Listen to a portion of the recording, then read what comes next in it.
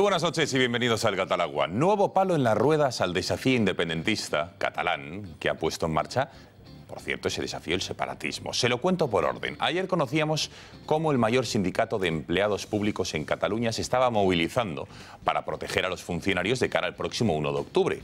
CESIF, este sindicato, había publicado un folleto divulgativo en el que informaba a los funcionarios cómo actuar en caso de recibir una orden ilegal, es decir, si la Generalitat les obligaba a participar en la organización del referéndum del 1 de octubre. La vicepresidenta Soraya Sáenz de Santamaría ha denunciado hoy las presiones que le consta está ejerciendo la Generalitat a todos los funcionarios. Las presiones a los funcionarios ya son la tónica. Pero es que ahora ya no son las presiones de los funcionarios. Es que hoy hemos conocido que algunos, para no asumir la responsabilidad de sus propios actos, le echan la culpa a los interventores. El otro palo que les comentaba es el conocido hoy. El Consejo de Colegios de Secretarios, Interventores y Tesoreros de la Administración Local Catalana han subrayado en un comunicado que los funcionarios van a ser siempre fieles a la Constitución, a los valores democráticos, a la legalidad y a la normativa europea, añaden. Es decir, que no van a participar tampoco en el referéndum del 1 de octubre ni en su organización, que es más importante todavía. Y atención a las nuevas declaraciones de María Dolores de Cospedal, ministra de Defensa, quien por segunda semana consecutiva ha vuelto a lanzar el mensaje: las Fuerzas Armadas están para garantizar los valores constitucionales y la soberanía nacional. Y ojo, porque hoy ha añadido que es muy importante para el Ejército porque es su principal misión. La seguridad de todas las familias españoles y en la defensa de la soberanía nacional. Es muy importante porque es la misión de los militares por la que nos sentimos tan guardados, tan amparados y tan satisfechos y orgullosos todos los españoles. Es casualidad que en pleno proceso separatista la ministra haga este tipo de declaraciones por segunda vez en este pequeño intervalo de tiempo. Lo analizaremos en los próximos minutos. Y hoy se cumplen 20 años de las manifestaciones que se produjeron aquel viernes 11 de julio de 1997. Casi toda España salió a la calle para pedir la liberación de Miguel Ángel Blanco, un joven concejal del PP de 27 años, secuestrado 24 horas antes por ETA. En Madrid, por ejemplo, más de 1,5 millones de personas abarrotaron la Plaza de Colón. Pocas veces se había visto una reacción tan unánime de la sociedad española.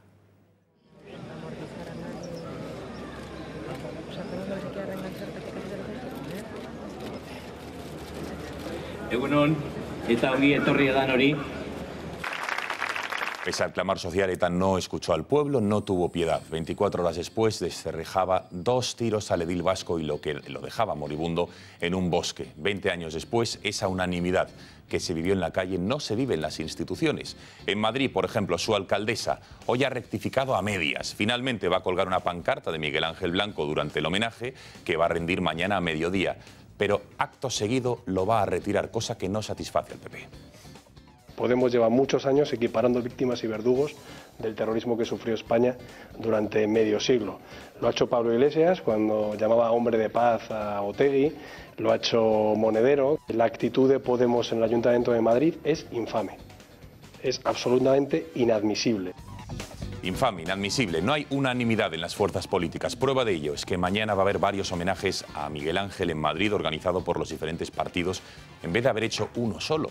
Y atención a lo ocurrido en Lasarte, municipio vasco en cuyo bosque fue asesinado Miguel Ángel. El PP ha presentado una moción para condenar la violencia histórica de ETA y para guardar un minuto de silencio por Blanco.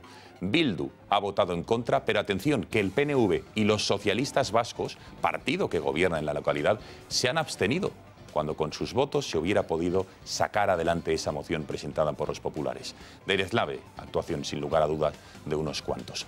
De estos temas y de alguno más, como por ejemplo las declaraciones a vueltas otra vez del ministro de Justicia y de un juez, en este caso de Grande Marlaska, sobre cambiar las leyes, la legislación española para impedir las filtraciones judiciales de los secretos de sumario.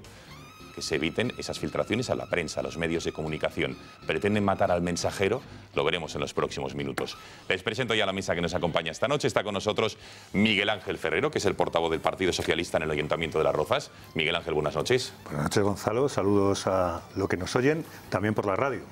Es verdad que se escucha Intereconomía en la radio. Gracias por estar con nosotros. También está el alcalde de Brunete, Borja Gutiérrez. Alcalde, buenas noches. Buenas noches, un placer estar aquí una noche más con vosotros. Bueno, éxito el programa del jueves pasado en Brunete, sí, ¿no? Un exitazo. La verdad es que todavía tenemos ecos de la gente, de lo que le parecía y sobre todo de la promoción, bueno, y además para bienes para ti, concretamente, además. O sea que, bueno, ya tienes tus fans. Sí, sí. Ciertamente en Brunete consolidados.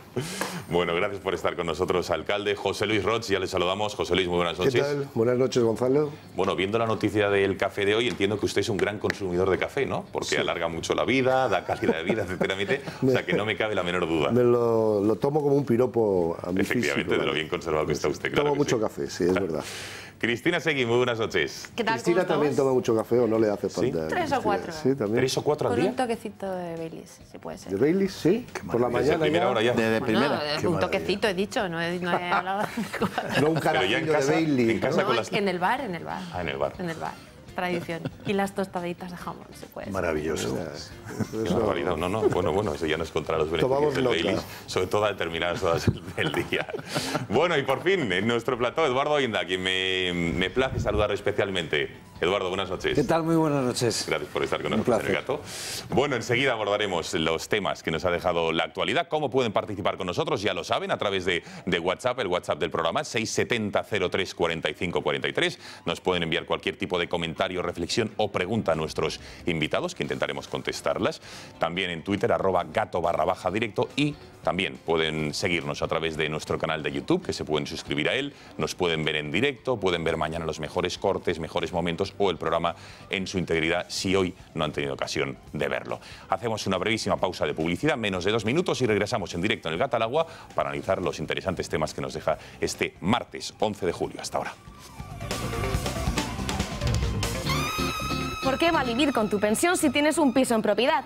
Puedes vender tu casa, pero conservando el derecho a vivir en ella. Eduardo Molet vende tu casa y seguirás viviendo en ella para siempre, sin apuros ni estrecheces. Llamen al 91 591 2901 y en poco tiempo tu piso estará vendido, vendido, vendido.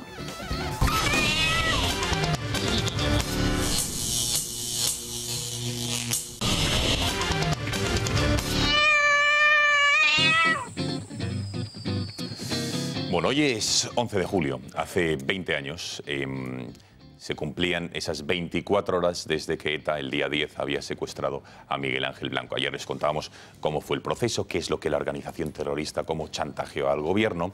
Pues, ¿a qué? Eso fue un jueves. El viernes, al día siguiente, día 11, tocaba la reacción ciudadana. Y la verdad es que de alguna manera la sociedad civil en nuestro país empezó a perder el miedo a las pistolas, porque la demostración de fuerza, la unanimidad en la condena de ese secuestro y de la mayoría de atrocidades de los terroristas fue brutal. En Madrid, por ejemplo, no sé si podemos ver imágenes, más de 1,5 millones de personas se abarrotaron en los aledaños de la Plaza de Colón. Ha sido una de las manifestaciones más multitudinarias que ha habido en la capital de España, junto, creo recordar, con la del 11M y también con una visita del Papa en 1982, 84, no recuerdo. Bueno, pues fue una de ellas. Una de estas tres fue por Miguel Ángel Blanco. Vamos a recordar cómo se movilizó la sociedad civil en aquellas horas. Ya les digo, el ultimátum de ETA fue 48 horas. Pues ese viernes, día 11, se habían cumplido 24 y la sociedad respondía. Estas son las imágenes, vean. Viernes 11 de julio de 1997. El municipio de Ermua, en Vizcaya, amanece tras 16 horas sin tener noticias de Miguel Ángel Blanco. A primera hora de la mañana, Marimar, la hermana del edil del PP, llega al domicilio familiar desde Londres. Continúa la angustia. No saben por qué le ha tocado a su hijo, y lo cierto es que cada vez las horas pasan más rápido. Que se está contagiando incluso a los representantes de los medios de comunicación. Yo no puedo decir más. Hasta luego. Ese día España se prepara para la mayor unidad de la sociedad que jamás se ha visto antes. Sus compañeros de trabajo, su familia gallega y hasta el lugar más recóndito del país. Hay que esperar y Dios quiera que sea el último de estos secuestros y historias que pasan, que no haya más. Más de 6 millones de personas se congregaron en más de 1.500 manifestaciones.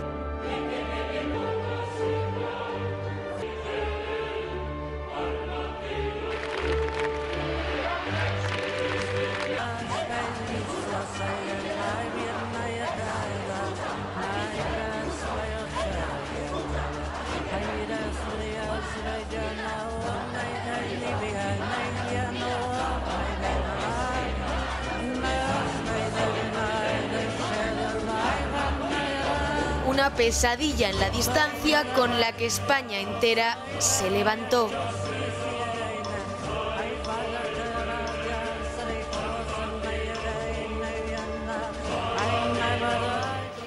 Más de 6 millones de españoles, 1.500 manifestaciones en nuestro país, 1,5 millones en concreto en Madrid. Más allá de entrar en las polémicas a día de hoy sobre si el espíritu de Hermoa se ha roto, es evidente que sí, o sea, es uno de los titulares, y es que alguna vez existió esa unanimidad. Enseguida escucharemos lo que nos decía ayer Carlos Iturgaiz aquí en El Gato, diciendo, esa unanimidad de los demócratas no existió nunca. El mismo día que yo me reunía con el señor Arzayus, me dijo, oye, ahora estamos en la cresta de la ola, en cuanto baje la ola, aquí cada uno se irá por su lado. Y después que vino los pactos de Estella, de Lizarra, ese arrinconamiento al Partido Popular, denuncia importante que ahora recordaremos de Carlos Iturgaiz. Pero bueno, lo que sí que está claro es que la sociedad civil, muchos que no lo tenían claro, fueron contundentes. ¿Qué os pareció? ¿Cómo vivisteis aquel momento y qué os pareció la reacción de la sociedad y las imágenes que hemos visto que desde luego son impactantes?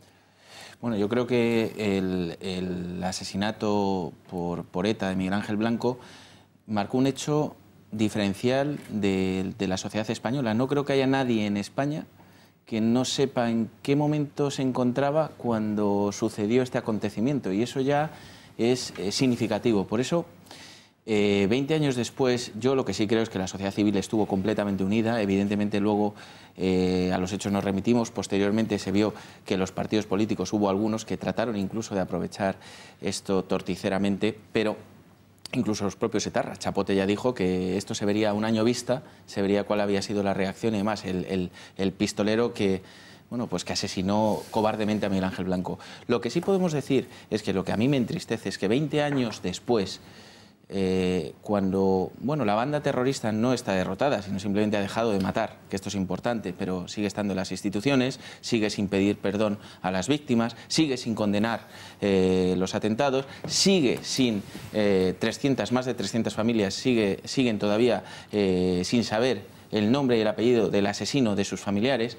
Bueno, pues con todo ese ecosistema que todos conocemos, todavía 20 años después, hay representantes institucionales de la sociedad civil que se niegan a reconocer este hecho, que siguen abrazándose a aquellos que no condenan el terrorismo y que les cuesta pues reconocer la memoria, la dignidad y la justicia de las víctimas del terrorismo. Esto es lo que me apena, porque en el momento, con la efervescencia, te puedes equivocar, puedes irte por otro camino, pero 20 años después, sabiendo dónde estamos cada uno, que todavía haya representantes de la sociedad civil que actúen de manera miserable frente a estos acontecimientos que movilizaron a todo un país, que ayudaron a que la sociedad realmente pues se pusiera contra las actuaciones de esta banda terrorista, sobre todo en aquellos sitios donde imperaba la ley del miedo, como era el País Vasco. Que ahora mismo haya grupos políticos que todavía estén justificando estos hechos y que les cueste reconocer estos asesinatos, a mí me apena.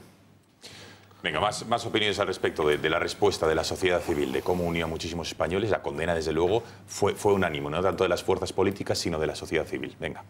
No, lo que es evidente es que España moralmente es mucho peor de lo que era hace 20 años, ¿no? Por una sencilla razón, porque hace 20 años todos los partidos constitucionalistas estaban unidos y ahora eso no ocurre. Yo creo que hemos retrocedido 80, es decir, yo creo que estamos más cerca del año 36, del año 35 y del año 34 que del año 78, 77, 76 y no digamos del año 97. Y esto, pues en buena medida está fomentando por la irrupción de Podemos, que es un partido cuyo único objetivo es destruir España. Y luego por la deriva que ha tomado el Partido Socialista, ¿no? El Partido Socialista de Felipe González tenía las ideas clarísimas al respecto. En el año 97 Felipe González acaba de dejar de ser secretario general, estaba Joaquín Almunia, pero era un partido, en fin, que en estos temas no dudaba un segundo, ¿no?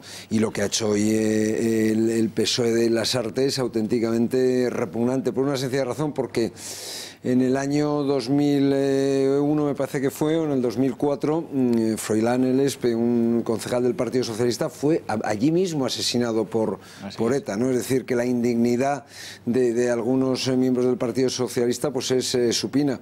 Y Pedro Sánchez, que a mí me consta que tiene las ideas muy claras en este tema, a nivel personal tendría que dar un puñetazo encima de la mesa y poner un poco de orden. Es decir, que Podemos esté en esa coyuntura, pues es obvio. Es decir, es que el secretario general de Podemos daba mítines en Enrico Tabernas con líderes, con miembros de ETA, ¿no? Es decir, que el señor Iglesias, según denunció el diario El Mundo, refiriéndose y basándose en información de la Guardia Civil, era el enlace de RIRA, que es la Asociación de Presos Etarras, era el enlace de Madrid de RIRA, ¿no? De los presos etarras, ¿no?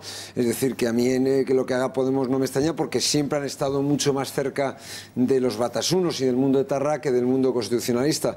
Pero el gran problema, la gran falla en estos momentos la produce el Partido Socialista. Si el Partido Socialista estuviera donde tiene que estar, pues aquí estaríamos prácticamente igual que en el año 97 y no estaríamos, como digo, pues 80 años atrás. ¿Y por qué Pedro Sánchez no da ese puñetazo, esas directrices claras, esas consignas? Pues habría que preguntárselo a él, pero yo digo, a título personal, yo no tengo ninguna duda de que Pedro Sánchez está en la ortodoxia en estos asuntos, ¿no? Lo que yo creo que, bueno, pues porque hay que hacerle guiñitos y ojitos a Podemos, ¿no? Es decir, el problema es que la dialéctica de Podemos se ha apoderado de esta sociedad. La dialéctica de Podemos es: ETA no existió, ETA no causó tanto mal, y había dos bandos enfrentados que eran igual de malos. No, oiga. Y esa dialéctica se ha apoderado de buena parte de la sociedad y se ha apoderado de buena parte de la izquierda, ¿no? Y ese es el gran problema que estamos viviendo en estos momentos. Miguel Ángel, ¿qué pasa con tus compañeros, entiendo yo, de partido en otros municipios? Porque está claro, igual que Pedro Sánchez, decía Eduardo, que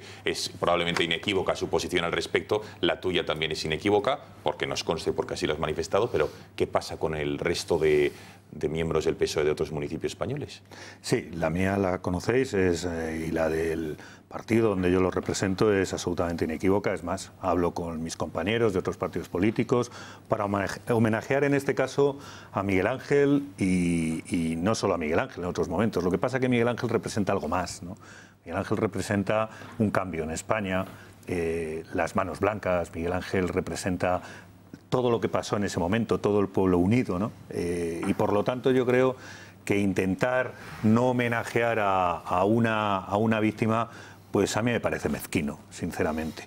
Lo que ha pasado en el PSOE, yo he escuchado a nuestro portavoz federal, además, decirlo, no es otra cosa que, recuerdo las palabras, decía, ¿y qué hacemos? Le sancionamos, ¿no? O sea, no ha dicho, no es que se haya posicionado con una posición distinta a la que ha mantenido el Partido Socialista siempre, sino que ha constatado que no habiendo una posición sobre las mociones que se presentaban en los ayuntamientos, hubiera alguien que se haya abstenido a mociones que han presentado otros partidos políticos. Yo creo que es distinto. Yo creo que no haya una directiva a nivel nacional. Pero el matiz es distinto. Vamos a ver. Hay que ponerlo encima de la mesa. Pero digo que es que Pedro Sánchez o el señor Ábalos o el Comité Ejecutivo Federal puede no dar directrices, pero es que esto es tan obvio en términos éticos y morales que es que da igual lo que te digan desde Madrid. Es decir, es como si hubiera una condena de la violencia de género.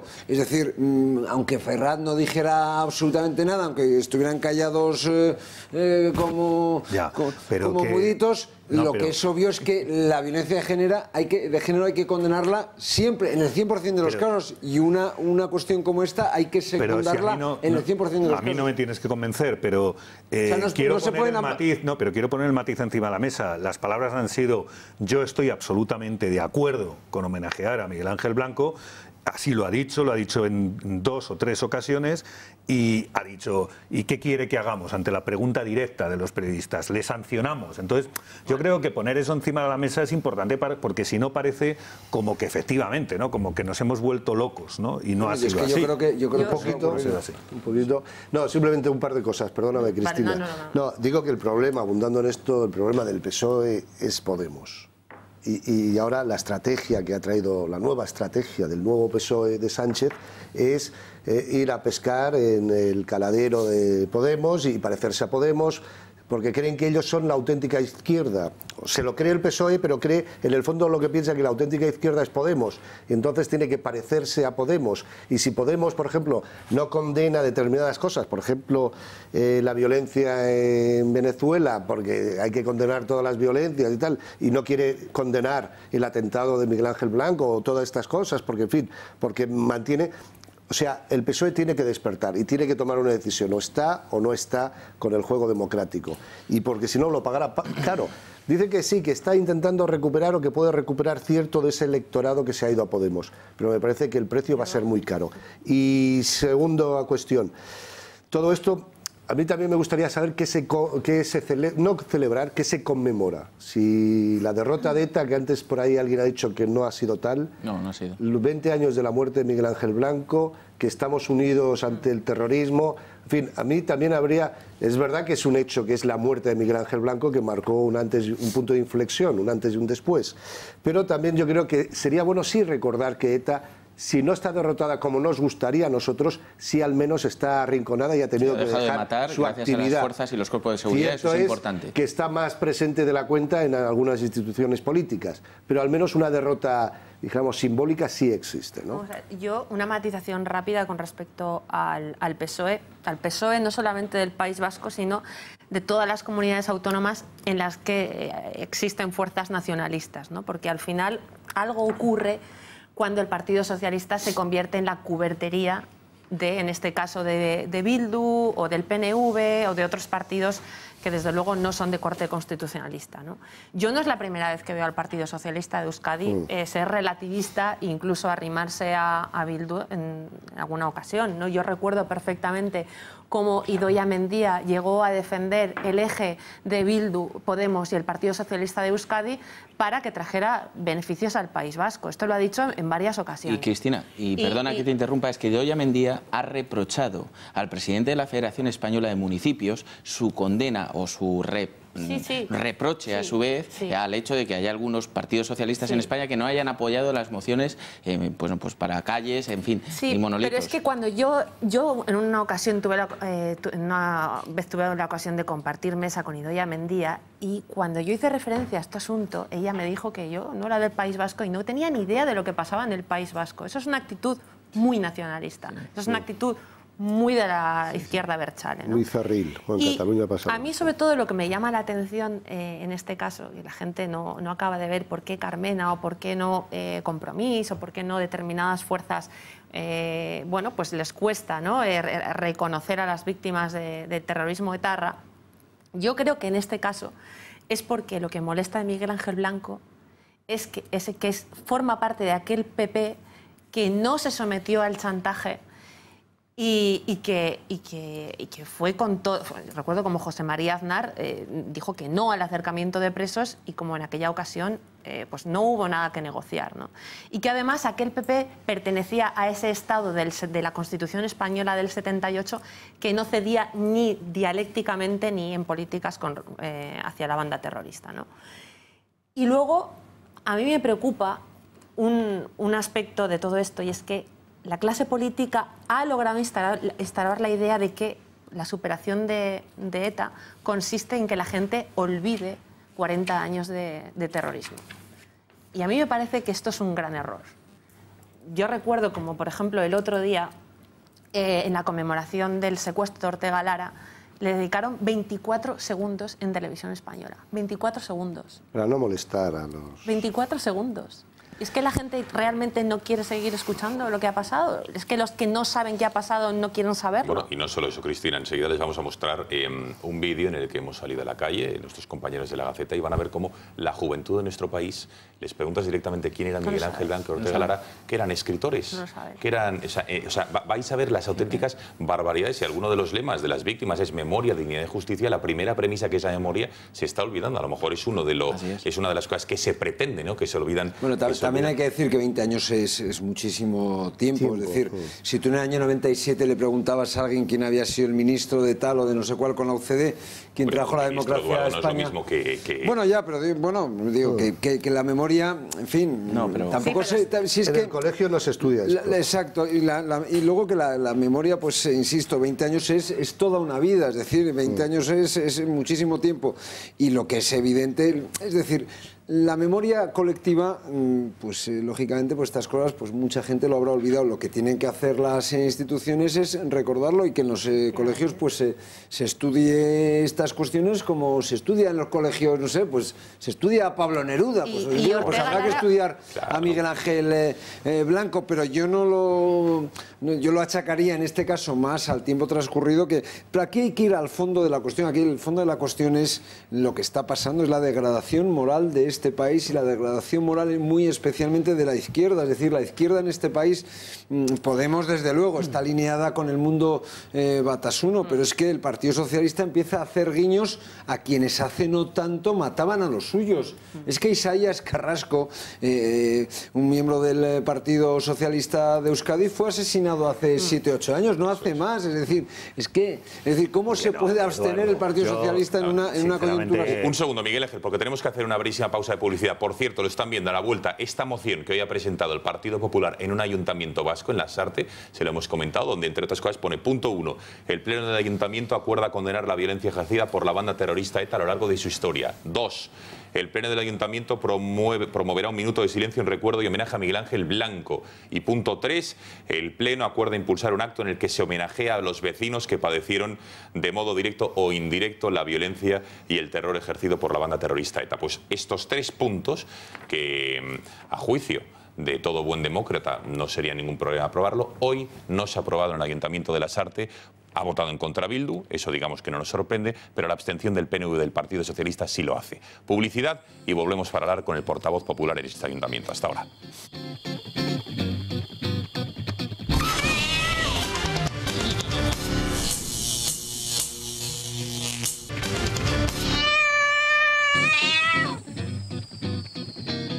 Bueno, pasan 33 minutos de las 10 de la noche, aquí seguimos en directo en el Catalagua, analizando lo que supuso aquel viernes 11 de julio, esa respuesta ciudadana y lo que hoy se ha convertido, que desde luego los políticos o la clase política no está a la altura de lo que la respuesta civil que España, que los ciudadanos, que gente como usted, como yo, dio en aquel entonces, a día de hoy no se ha cogido el testigo verdaderamente. Bueno, prueba de ello es lo que ha ocurrido hoy, la moción que les enseñábamos antes de la publicidad, que el Partido Popular intentaba aprobar hoy en Lasarte Oria y que no ha salido adelante. 3 puntos, someramente se los recuerdo: condenar la violencia ejercida por ETA a lo largo de la historia, guardar un minuto de silencio en recuerdo a Miguel Ángel Blanco e impulsar un acto en el que se homenajee a los vecinos que padecieron de modo directo o indirecto la violencia y el terror ejercido por los terroristas de ETA. Ya les digo que no ha salido adelante, ¿por qué? Porque Bildu ha votado en contra. El Partido Popular era quien lo presentaba, su único concejal, pero la sorpresa es que el PNV y el Partido Socialista se han abstenido. Vamos a hablar, tenemos conexión con Alejandro Sáenz Muriel, que es el portavoz del PP en el Ayuntamiento de Lasarte. Alejandro, buenas noches. Hola, buenas noches. Bueno, cuéntenos, entiendo yo que usted presentaba o ha presentado esta moción con un moderado optimismo para homenajear al que fue compañero suyo de partido, y no sé si ha sido una sorpresa o no el hecho de que el Partido Socialista, por cierto, quien gobierna y tiene mayoría en ese municipio, y el PNV, se hayan abstenido y no haya salido adelante. Pues la verdad que no ha sido una sorpresa, porque ya lo han hecho en anteriores ocasiones. Lo que siento es una profunda tristeza, porque siento que me he quedado solo, que nos hemos quedado otra vez solos en la defensa de la dignidad, pues de miles de vascos y miles de guipuzcoanos. ¿Cómo lo han justificado, Alejandro? Lo digo porque entiendo yo que habrán dado algún tipo de justificación al hecho Bildu, por un lado, por qué ha votado en contra, y sobre todo el PNV y el PSOE, por qué se han abstenido y no han permitido que la moción salga adelante. ¿Qué han dicho? Pues el PNV ha argumentado que, como en ocasiones anteriores ya se había abstenido, por mera coherencia política se veían obligados a abstenerse de nuevo. Ese ha sido el único argumento del Partido Nacionalista Vasco. Y en cuanto al Partido Socialista, porque discrepan con bueno, pues con la actividad que llevamos a pleno, digamos con nuestras formas, ¿no? Un poco justifican o argumentan que se abstienen, que no quieren condenar la violencia de ETA pues porque entienden que eso hay que llevarlo a una mesa de convivencia y hablarlo entre todos, hacer terapia.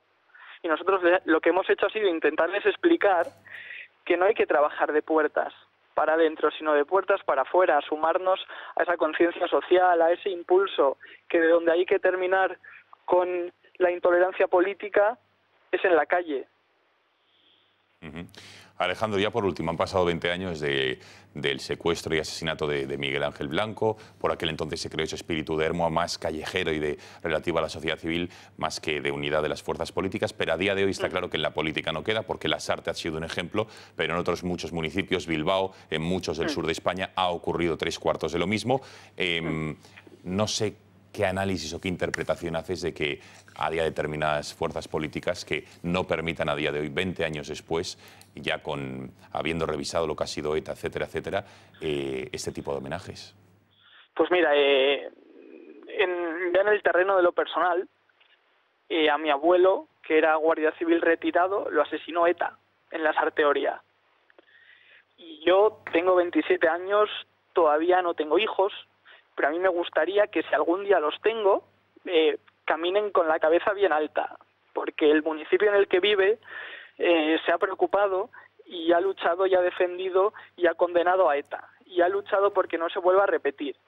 Y esa es una de mis intenciones con todo esto, terminar con la intolerancia política para que mis hijos, si algún día los tengo, no conozcan algo similar. Y el único análisis que puedo hacer es que el Partido Socialista está bailando el agua, está sonriendo las gracias a Bildu, cuando lo que hay que hacer es ir todos a una y cada vez condenar más alto y hacer más homenajes en vez de intentar evitarlos. Alejandro Sáenz Muriel, muchísimas gracias por haber atendido a la llamada del Catalagua. Buenas noches y ánimo en esta tarea y en estos días difíciles para el Partido Popular, de recuerdo, y en el que no se están permitiendo rendir los homenajes justos, de justicia, de dignidad, de memoria que cabría hacer a este compañero vuestro asesinado. Gracias y buenas noches. Gracias a vosotros. Bueno, alcalde, el Partido Socialista le está bailando el agua a Bildu en algunas instituciones. Este concejal popular ha sido clarísimo. Miguel Ángel. Bueno, yo no, la verdad es que desconozco lo que ha pasado en esa ciudad y en los pocos municipios donde ha pasado esto, porque no creo que hayan sido tampoco demasiados. Lo que sí que sé es que desde el PSOE estamos con las víctimas. Yo estoy con las víctimas. Yo creo que todos estamos con las víctimas desde el PSOE, desde los socialistas. Y no, hombre, también en Madrid. Los de Lasarte no. Los de Lasarte no. Y los de Cádiz tampoco. Los de Lasarte no están con las víctimas. No sé los pocos. Los de Lasarte hoy han estado mucho más cerca de los asesinos que de las víctimas. No creo. Sí. No creo, Eduardo, en esto no. Si te abstienes, esto es o sí o no. Medias tintas no valen. O sí o no. Bueno, no lo sé lo que ha pasado. No lo digo por ti, lo digo por tus compañeros indignos de Lasarte. Bueno, lo que sí que conocemos y lo que sí que sabemos, por lo menos, lo que sí que sabemos desde el Partido Socialista es que siempre hemos estado con las víctimas y seguiremos con las víctimas. Además, te recuerdo que hace poco firmamos en otro acuerdo antiterrorista más reciente, que es por otras víctimas también, por las víctimas de otro terrorismo también tremendo, ¿no?, que es el yihadista. Firmamos un acuerdo en la que se habla expresamente de las víctimas como una memoria, como parte de nosotros, no por ellas mismas, sino porque es parte de nosotros, parte de nuestro acervo, parte de lo que nosotros representamos. A mí el Madrid, es más, yo esta tarde lo criticaba muy duramente, y lo decía muy duramente, a mí dejar colgado a Miguel Ángel Blanco, que para mí, pues yo creo que lo que representa Miguel Ángel Blanco para todos nosotros es de lo mejor de nuestra cultura, ¿no? Y lo que pasó con él, lo terrible de lo que pasó con él, dejarle colgado de la fachada del Partido Popular a Miguel Ángel Blanco, que es lo que se pretendía hacer en Madrid, pues a mí me parecía pues algo vejatorio, que discrimina, y que no solo discrimina a Miguel Ángel Blanco ni a las víctimas, que nos discrimina a todos nosotros. Esa es la opinión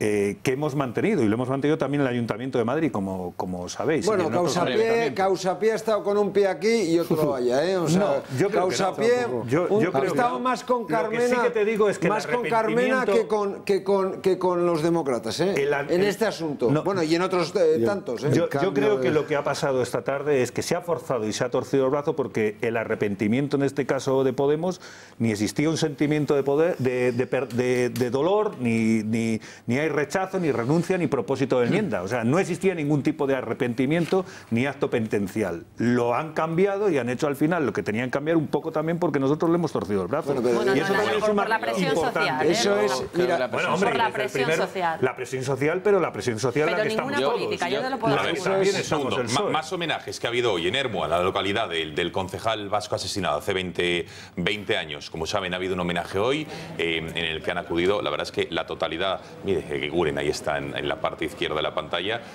hemos visto a Alfonso Alonso, incluso han estado los de Bildu, que por cierto, Alfonso Alonso ha criticado la presencia de algunos miembros de Bildu en este homenaje que ha habido hoy. El alcalde de Ermua, del Partido Socialista, también en este caso ha sido muy contundente, también con Bildu, en el que les ha animado, les ha dicho que tienen que criticar y condenar su pasado. Y también escuchamos a Alfonso Alonso, como ha dicho que algunas personas no deberían haber estado en este acto. Vamos a escuchar algunas de las reflexiones posteriores en este acto de homenaje. Ahora queda que ETA se disuelva y que ETA y Herri Batasuna critiquen y condenen su pasado, que afirmen que aquello estuvo mal, que lo hagan porque la verdad histórica es que a través de la violencia mutilaron la vida de muchos y la libertad de todos los que no pensaban como ellos. En segundo lugar, porque se lo merecen las víctimas y sus familiares, que se les pida perdón para que puedan descansar. Yo he visto un portavoz que todavía no ha condenado el asesinato de Miguel Ángel Blanco y sin embargo ha venido aquí, pero él ha venido aquí para blanquear su imagen, porque el día que secuestraron a Miguel Ángel no pidió su liberación, el día que lo mataron aplaudió el asesinato, defendió a los asesinos y sigue defendiendo la causa por la que le mataron y el mismo proyecto, y por eso pues ese señor Arzuaga sobraba. Bueno, Cristina. Es una auténtica vergüenza que vaya un señor o 20 señores de Bildu o de Sortu a un homenaje a Miguel Ángel Blanco o a cualquier otro edil socialista del PP o un panadero, me da lo mismo, a decir que, bueno, que están ahí por la reparación de las víctimas del terrorismo, cuando es imposible. Si ellos quisieran realmente reparar algo, en primer lugar, ayudarían a resolver los más de 300 crímenes que existen sin resolver de la banda terrorista. En segundo lugar, sus amigos, los batasunos castizos, que son Podemos, Izquierda Unida también, no se dedicarían en el Parlamento Europeo a recibir a los familiares de Alsasua y a los propios terroristas, porque son terroristas, porque es gente que sigue infundiendo el terror en el País Vasco y fuera del País Vasco. En el Congreso los... En el Congreso de Diputados, no en el Parlamento. En el Parlamento recibieron a los 8. En el Parlamento Europeo. Y a mí ha habido una cosa que me ha parecido muy interesante de lo que ha dicho este portavoz del Partido Popular, que aprovecho para decir además que me parece extraordinariamente valiente, ¿no? Porque aunque ETA no mate, recordemos que sigue habiendo una gran presión en el País Vasco, ¿no? Siguen habiendo héroes contemporáneos como Ortega Lara que todavía tienen que llevar escolta, por ejemplo. Y es el de que... bueno, pues que el Partido Socialista y el PNV ha argumentado que estas cosas pues se debaten en mesas de convivencia, con los abracitos, con el consenso político, etc. Y recordemos quién copa los organismos administrativos y las ONGs pacifistas en el País Vasco. Yo me acuerdo en este caso de un señor que se llamaba Jonan Fernández, que era exconcejal o concejal en su momento de Herri Batasuna, al que se le puso a dirigir el área de paz y convivencia del País Vasco. Es decir, la importancia de la neolengua, quién se le ha cedido este discurso del relato, de lo que las víctimas del terrorismo llaman la teoría del marco, ¿no? Que es lo que aquí ellos acostumbran a defender pues como una guerra, como entre dos bandos, como si pues cada uno de ellos llevara un Kalashnikov, en lugar de uno llevar un paraguas, un periódico y un lápiz, y el otro venir por detrás y matarte con un tiro en la nuca, ¿no? Y este relato y estas organizaciones y estos organismos y la administración pública se le ha cedido a esta gentuza, ¿no? Eso es importante, solo un apunte abundando en esa teoría. Es decir, o profundizamos en el recuerdo de los hechos y lo mantenemos. Hay un claro ejemplo, guardando las distancias. El pueblo judío se encarga muy bien de recordar que hubo un holocausto para que no vuelva a haber. Habitualmente, efectivamente. El pueblo, hubo otros holocaustos, armenio, nadie se ha encargado de recordarlo, nadie se acuerda de que hubo más gente muerta de armenios, cristianos por eso, que el pueblo judío. El pueblo judío, que en eso son muy inteligentes, además de la desgracia que tuvieron de sufrir el holocausto, se encarga constantemente a través de historias, de libros, películas o lo que sea, instituciones, organismos, de recordar unos hechos. Pero aquí vamos a perder la memoria como no recordemos eso. Ningún bien nacido, ningún demócrata, ninguna persona decente en el mundo, aunque no hiciera nadie nada nunca el pueblo judío, ningún demócrata en el mundo se negaría a condenar el terrorismo de ETA, el holocausto, el holocausto. Ninguna persona, ellos se han encargado en recordar que existió. Aquí, como no lo recordemos, ninguna persona, 100 años y no nos acordaremos. Ningún bien nacido, ninguna persona decente en el mundo se negaría a homenajear a los 6 millones de judíos asesinados. Bueno, tú lo dices porque aquí ya hay... Claro, es decir, aquí el problema es la bajeza moral que está alcanzando la sociedad española. Y respecto al Partido Socialista, yo decirle aquí al amigo de las Rozas, su discurso es impecable, pero lo que tendréis que haceros mirar es el fondo de la cuestión, porque estáis dejando un terreno al Partido Popular y a Ciudadanos, vamos, estáis dejando todo el centro y el centro izquierda expedito para que os lo coman con patatas Ciudadanos y el Partido Socialista, porque estas cosas no salen gratis. Es decir, la gente que vive en el en Euskadi y es socialista, esto no le gusta. La gente que es socialista y vive en Madrid, los ciudadanos normales que han votado siempre socialista, les gusta cero. A los socialistas andaluces 3/4 de lo mismo. Sí, lo que les gustaba era ese Felipe González que estaba siempre del lado de la Constitución, del lado de las víctimas, y que no hacía componendas. Y luego la excusa esa de que tiene que haber una mesa de convivencia, eso es una gran chorrada y eso es tomarnos por gilipollas. Para colocar etarras.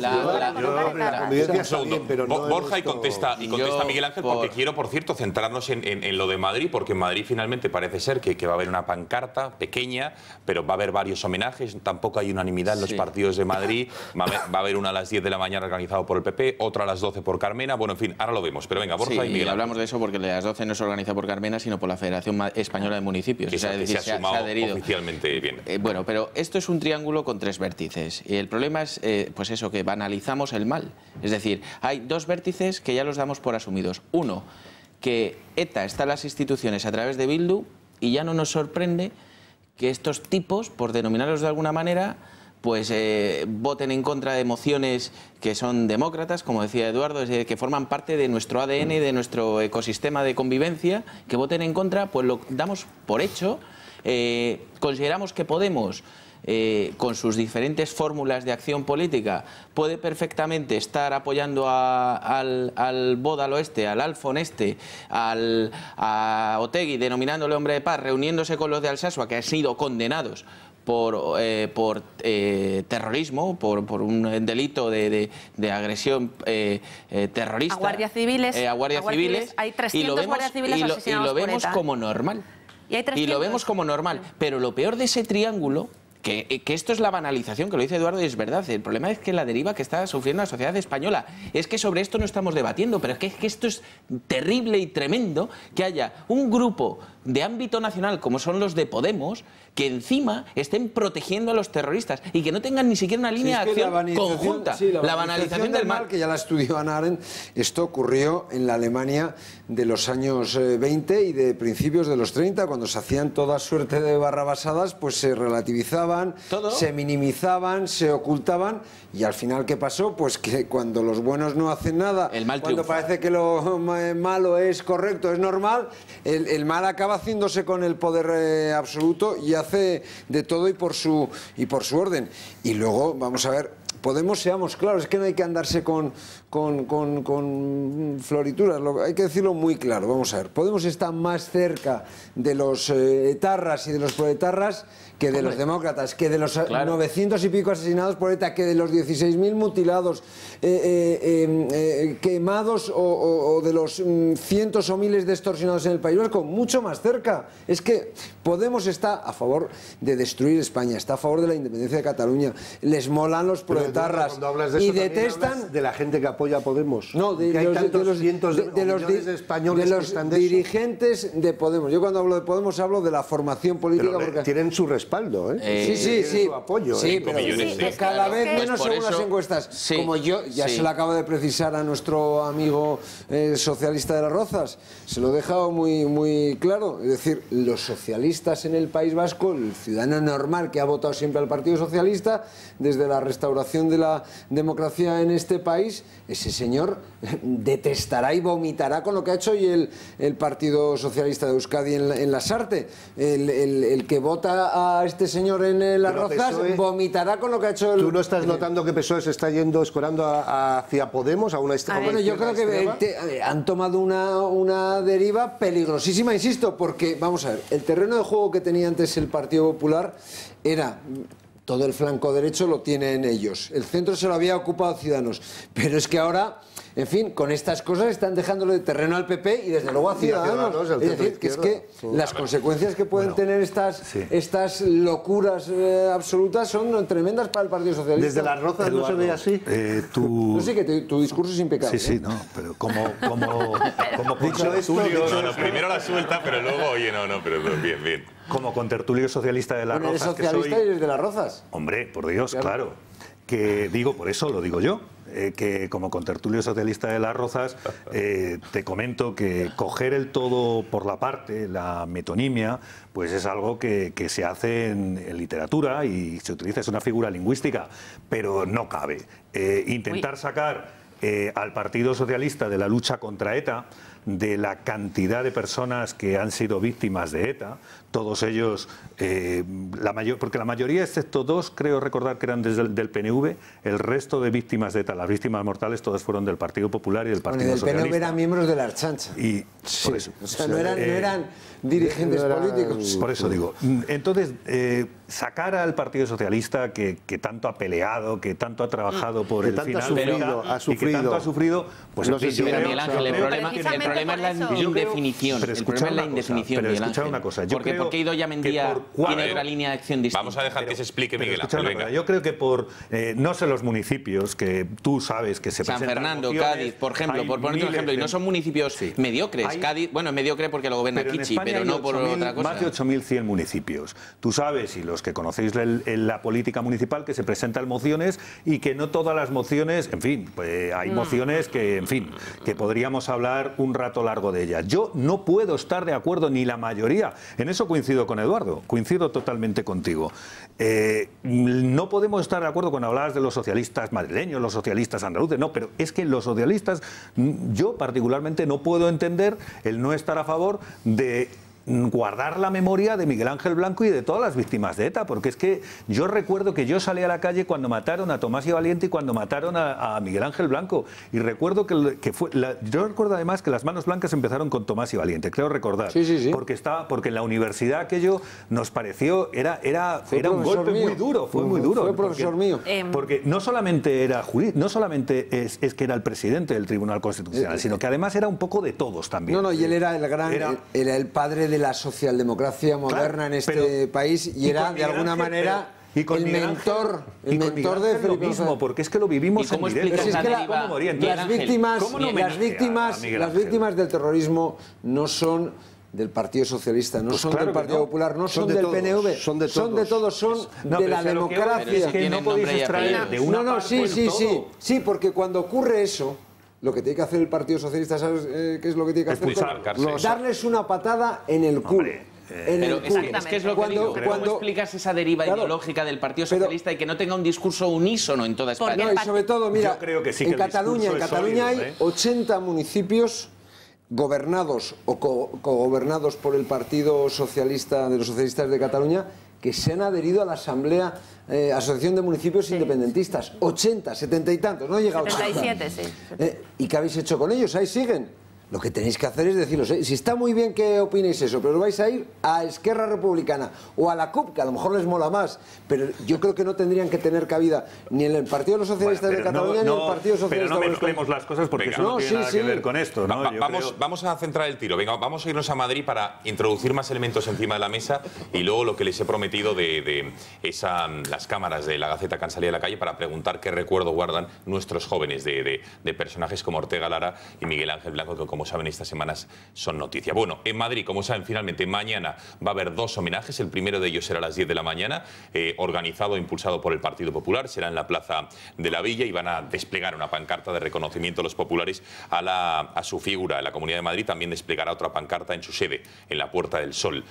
Pero es que en el Ayuntamiento de Madrid a las 12 habrá otro municipio, ya que todos los partidos políticos supuestamente se van a concentrar en Cibeles, donde se va a desplegar una pancarta con el lema: en el 20º aniversario del asesinato de Miguel Ángel Blanco, Madrid con todas las víctimas del terrorismo. La novedad de esta pancarta, que finalmente sí que se va a ondear, es que no va a colgar de la fachada del Ayuntamiento, sino que van a ser los asistentes de la cabecera de la manifestación los que la van a... La gran duda es cuántos concejales de los 20 que tienen los que perdieron las elecciones y gobiernan Madrid gracias al Partido Socialista, ¿cuántos concejales de Podemos, de ahora Madrid o como narices se llame, cuántos están mañana a las 12 de la mañana? Esa es la gran duda que yo tengo. No creo que pasen de 10. No creo que pasen de 10. Pero la alcaldesa en cualquier caso sí que va a estar, por lo menos ella lo ha anunciado. La que escarcelaba a etarras. Sí. Y no solo eso, es que lo que hay que hacer la reflexión respecto a Carmena es que no tiene nombre. O sea, si estamos hablando de actitudes miserables de otros, que en Madrid, que es donde hubo la manifestación mayoritaria que cambió el rumbo de la actitud de la sociedad civil frente al terrorismo, que una alcaldesa que ha colgado banderas feministas. Vamos a verlas, vamos a ver algunas de las que sí que se han ondeado las tribus de Bolivia. Por ejemplo, la de Welcome los Refugees, indígenas que creo de Bolivia. que siguen ahí. Esa sábana la tenemos todo el año. No, la de los refugiados. Todo el año. Vale, bien, bueno, esta es alguna de las que... Otra, por ejemplo, de la semana pasada, esta que tenía metros y metros de longitud, fíjense cómo posaba la alcaldesa, la de el orgullo gay. También ha habido algunas otras, como por ejemplo, contra las violencias machistas, que también estuvo colgada en la fachada del ayuntamiento.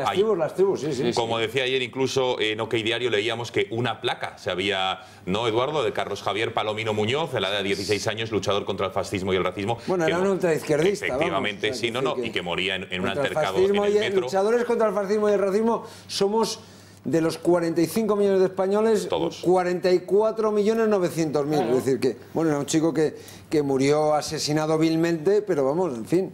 Entonces, ¿por qué este tipo de homenajes sí y a Miguel Ángel Blanco por qué no ha querido? Miguel Ángel Blanco, ellos lo detestan. Lo detestan. A ellos les mola Otegi, seamos claros. Si no fuera del PP, a lo mejor habría más apoyo. Terrorismo de izquierda lo justifica. Si fuera Froilán el Espe, si fuera Paco Tomás y Valiente, dirían lo mismo. Ellos se creen dirían lo mismo porque a ellos les mola Otegi, que es un terrorista. Ellos se creen que están haciendo un favor al Partido Popular homenajeando a Miguel Ángel Blanco, pero es lo mismo que se ha creído el Partido Socialista en Lasarte al ceder a una proposición, a una PNL del Partido Popular. Sí, piensan que el apoyo se les va a pasar ni más factura, ni menos. ¿no? Miguel Ángel Blanco es patrimonio del Partido Popular. Y vosotros estabais hablando antes de la banalización del mal.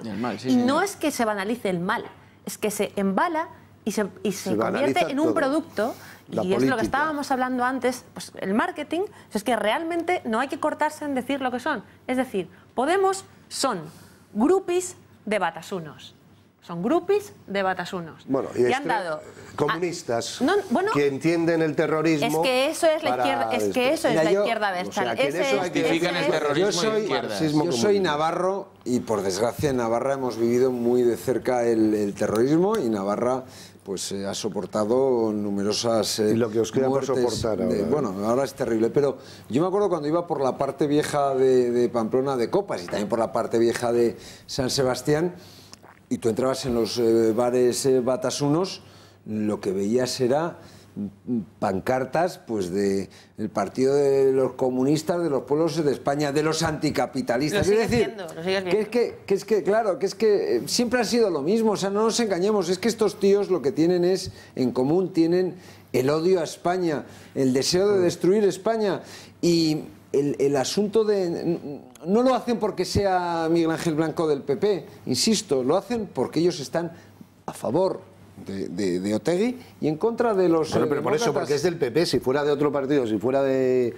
En fin, no sé, es difícil buscarle un partido ahora de Podemos, que no estaba en eso. Pero tú fíjate... Otras, o de Esquerra Republicana. Pero tú fíjate el revuelo que habría provocado que el Partido Popular no hubiera condenado los crímenes del franquismo en una PNL pues, ofrecida o propuesta por el Partido Socialista. ¿Qué es lo que habría ocurrido entonces? Habría ardido Troya. De todas maneras... Y en este caso, ¿cuánta gente te crees, realmente, cuánta gente en la sociedad española te crees que se está enterando de esto o que le dedica más de un minuto? Bueno, me gustaría ya un par de cosas más sobre este bloque con el que queríamos abrir el Gat al Agua. Quiero recordar lo que decía ayer Carlos Iturgaiz en el Gat al Agua, desmitificando lo que se llamó el espíritu de Ermua, la unanimidad de todos los partidos políticos en la respuesta. Por lo menos sí que fue, digamos, una imagen francamente visual, ¿no? Todos ahí posando en las escalinatas en el País Vasco, pero incluso en el resto de España. Muchas fotografías, pero dijo, no, detrás de esa fotografía no había más que una hipocresía por el caso que nos contó. Vean cómo desmitificaba la falsa unidad de los partidos en aquel entonces. Sí, había una unidad, pero había una unidad ficticia, no nos vamos a engañar. Me lo dijo el propio Arzayus, el presidente del PNV, en la mesa de Ajuria Enea, que se convocó urgentemente cuando se asesina a Miguel Ángel, y él me dice, mira, Iturgaiz, como hablaba, ya saben ustedes, Arzayus categóricamente, mira, Iturgaiz, ahora todos estamos en la cresta de la ola, pero la ola bajará. Y cuando la ola baje, cada uno cogerá su camino. Y eso fue el pacto de Estella, el vergonzoso pacto de Lizarra, para echar a los no nacionalistas del País Vasco y para excluirnos del País Vasco. Bueno, con lo cual, a lo mejor lo que está ocurriendo hoy tampoco extraña, viendo que ni que por aquel entonces se consiguió la unanimidad de las fuerzas políticas, aunque hay una principal diferencia. Sí que es verdad que por aquel entonces ETA mataba, lo teníamos a Miguel Ángel Blanco muy reciente y a día de hoy no lo hace, pero ni con el cese de la Fuerza Armada hoy se pone. Sí, pero volviendo al ejemplo que ha puesto muy acertadamente Roch antes, el del nazismo. Ahora ya no asesinan judíos en masa, como ocurría desgraciadamente hace 80 años. No se asesina, no se gasea a judíos, pero sigue siendo igual de pertinente condenarlo que hace 80, hace 30, hace 50 y dentro de 1000. Es que las cuestiones, es que estas son cuestiones categóricas. Aquí lo de la abstención, oiga, o sí o no, o está en un lado o está en el otro, que no puede estar en los dos. La abstención es cobardía. Y lo que le ocurre al Partido Socialista en todos los territorios nacionalistas es que comen de los restos de los nacionalistas. Porque ¿qué representa el Partido Socialista de Euskadi en Euskadi? Electoralmente hablando, ¿cuál es el rédito electoral del Partido Socialista? Pues yo no creo que quedó cuarto o quinto en el País Vasco. En Galicia, en la Comunidad Valenciana, gobierna gracias a los nacionalistas y gracias a Podemos. ¿Qué son? En Cataluña gobernaban hace 10 años. Claro, bueno, menos de 10 años. Es la deriva del Partido Socialista, la deriva ideológica que estamos viendo no solamente en el País Vasco, sino en Cataluña por encima de todo. No es culpa de Pedro Sánchez, sí, mucho menos. Sí, porque son reos de su estrategia. Quieren diferenciarse del PP y todo lo que huele al PP, ellos están en contra. Claro, pero siempre ha sido así. Incluso, pero no tienen la habilidad de diferenciar, porque estamos hablando del terrorismo, de una cosa que supera al PP o no PP. Pero como la víctima es del PP, como todo esto el PP... No supera nada, es incapacidad. Entonces hay que ponerse en una zona tibia, templada o distante respecto a ellos. Y eso es un error, porque el sentido común, la gente distingue, como comentabas tú, Eduardo, la gente distingue. Pero vamos a ver, con sentido común, que los políticos a lo mejor no tenéis sentido común, pero la sociedad sí lo tiene, o la inmensa mayoría. Bueno, tratamos de mejorar adecuadamente. Y la gente se da cuenta. Sí, pero los ciudadanos a veces hay que esconderlo. La gente se da cuenta cuando lo que estáis haciendo es política bastarda, sí, pero fíjate una cosa, de intereses, o estáis pero fíjate lo que yo decía de la banalización del mal. España es el único país donde un condenado por llevar una mochila llena de explosivos, como es el señor Alfon, está escribiendo artículos de opinión en un periódico. Bueno, claro. Es el único país que yo conozco. ¿En qué periódico? En Público. Ah, en Público. Bueno, el diario Podemita. Bueno, pero es que ya... Eso es basura, la basura tiene que escribir la basura. Pero ya te está marcando una línea, le estás dando un altavoz a un tipo que lleva explosivos para atentar contra la ciudadanía. Oiga, ¿en qué país sucede esto? Efectivamente que no sea Venezuela, por ejemplo.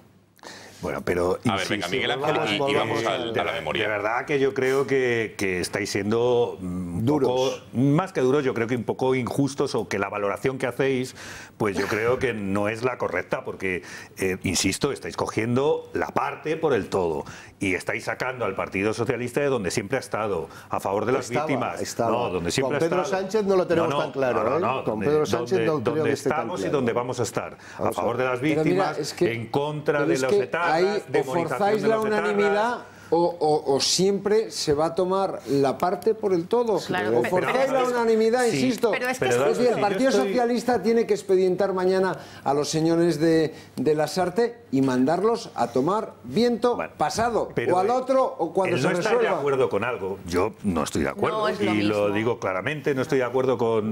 No me parece que sea lo más acertado. Yo creo que hay que homenajear a esta y a todas las víctimas. Y ahora toca esta, porque es importantísima. Los políticos, guardias civiles, policías, todos muy aquellos. Importante para todos nosotros. Y el terrorismo en general, y las víctimas. Se pueden homenajear sí, pero lo digo a todas. por diferenciar que lo de Carmena también. A esa homogeneización que se está haciendo. Pero es que es justo que se haga. Es que es justo que se haga. A ver. Es que si ocurriera lo mismo en el Partido Popular con Franco, con loas a Franco, un señor de un pueblo recóndito de España, ardería Génova. Y tú lo verías justo. Porque sería, como siempre, el partido del franquismo. Y el Partido Socialista tiene otro gran problema. Y es que lleva 40 años haciendo política con el revisionismo. Y con una... Perdóname, una memoria histórica totalmente sesgada. Desde Zapatero, sobre todo. Bien. Bueno, pues hablando de la memoria, vamos a ver, por ejemplo, lo que el testimonio de algunos jóvenes en nuestro país, aleatoriamente, se ha cogido a los que voluntariamente han querido responder a las cámaras del periódico La Gaceta, y esto es lo que opinan algunos de ellos. Algunos dirán que 20 años son mucho, como Eduardo, ahora nos lo justificará, otros que no son nada. El tango dice que no son nada, pero bueno. Que el tango dice que no son nada, efectivamente. Pero, desde luego, fíjense, algunos sí que sabían, evidentemente, quién es Miguel Ángel Blanco y José Antonio Ortega Lara, pero algunos otros es que no tenían ni la más remota idea. Vean. Sí, Miguel Ángel Blanco fue asesinado por ETA. Bueno, lo del basta ya y demás fue cuando ocurrió aquello en los 90, me pilló pequeño, en los 90 más o menos, y José Antonio Ortega Lara estuvo secuestrado por ETA bastante tiempo y luego al final lo liberaron, por suerte. Miguel Ángel Blanco sí, fue una víctima de terrorismo, ¿no? Y Ortega Lara estuvo secuestrado también por ETA. Sí, claro, víctimas del terrorismo. Sí, hombre, ¿cómo no? Son secuestrados de ETA. Hombre, ¿cómo no lo voy a saber? Dos mártires. Sí, pero fue el que mataron, ¿no? El que mató la ETA. También relacionado con la ETA, le secuestraron. Sí, claro. Secuestrado y matado por ETA. Sí. Por supuesto, es una de las víctimas de ETA. Lamentablemente, siempre quedará en la memoria de todos los españoles. Miguel Ángel Blanco, el que le mataron, ¿no? En el País Vasco. ¿Y José Antonio Ortega Lara? Me suenan, pero no sabría explicarlo, así que no mucho. ¿Repite? Miguel Ángel Blanco y José Antonio Ortega Lara. Pues la verdad que me has pillado, ¿eh? Vale, muchas gracias. Son preguntas para pillar, ¿verdad? ¿Ah? José Antonio Ortega Lara y Miguel Ángel Blanco. No, me ha pillado. Ni idea. No, la verdad es que no. ¿José Antonio Ortega Lara? Tampoco. No, la verdad que no, lo siento. Ese no es el de... Ay, sí, pero tengo mis dudas ahora. Ahora, tú sí que lo sabes, este no es el de... ¿José Antonio Ortega Lara? Sí, coño, es que los he estudiado, pero no me acuerdo ahora quiénes son. No. ¿Tú sabes quién es? No. No. Conocerle no les conozco, pero sé que son son, joder, ¿cómo se dice? Escritores. Bueno, venga, a ver, ¿qué? Lo primero que os venga a la cabeza. Yo digo que la segunda suerte mayor o tercera de mi vida, o a la par, ha sido la de compartir andadura política y algunas confidencias con José Antonio Ortega Lara, y que mi hijo tiene 5 años. Y mi hijo, si le preguntan dentro de 20 años, va a saber quién era José Antonio Ortega Lara. es un héroe de España, pero por un su héroe madre. Vivo de España. No, por su madre, no por la educación. Pero ahí está la función de los sociedad. padres de esos chavales que sí que han salido y que a los que probablemente nunca se les ha explicado quién era José Antonio Ortega Lara. Y eso no es solamente una cuestión educativa y no es solamente una obligación, algo que tendría que estar en los libros. Es que es una labor que se tiene que hacer en las casas. Pero el fenómeno terrorista. Y eso tiene mucho que ver con lo que estaba comentando antes Eduardo, sobre el tema de la moralidad ahora mismo en España, ¿no? Sobre a qué le dedica la gente el tiempo. A mí, no sé, me da la verdad mucha lástima, ¿no? Y luego no olvidéis que los pueblos que olvidan su historia están invariablemente condenados a repetirla. Por tanto, sería bueno, lo que hablábamos al principio, y vuelvo al inicio del programa, que se enseñe en las clases la historia de España contemporánea, y ahí juega, desgraciadamente, porque lo bueno es que no lo hubiera Debería jugado haber un museo del terrorismo, como alguien un papel importante ahí, el museo del terrorismo, para recordar, no el regocijo del horror y tal, sino como hacen los judíos. Volvemos al ejemplo, que hay un museo del holocausto. Sí. Fíjate, volviendo a los judíos, no se olvida las imbecilidades que sueltan los de Podemos y algunos miembros del Partido Socialista, en el sentido de que esta es solo una de las víctimas, como decía el otro día la infausta alcaldesa de Madrid. Cuando tú hablas del pogromo judío, de los 6 millones de asesinados por el nazismo, ¿de quién se habla siempre? De una sola persona, de Ana Frank. No se habla de nadie más. Bueno, y Ana Frank además no murió en el bueno, eso por su novela, y tiene más. Bueno, pero hablas de uno. No, es decir, que al final hay símbolos, ¿no? Símbolos que representan todo un acontecimiento, es que ¿no? José Antonio Ortega Lara está vivo, está vivo. Pero por eso me habréis escuchado déjale al socio. Sí, venga, Miguel Ángel, venga, y quiero cambiar de tema, que hay otros asuntos que abordar. Venga. Gonzalo, que digo que por eso me habréis escuchado decir, y yo creo que todos hemos podido decirlo, que dejar colgado de la fachada del Partido Popular a Miguel Ángel Blanco es un error de todo tipo. Aparte de moral, pues a mí me parece aparte de un error moral. No. Que has dicho antes, vejatorio no me parece. Me parece que es un recuerdo que deberían compartir todos los grupos políticos. Pero que digo que la culpa es del PP o de los demás.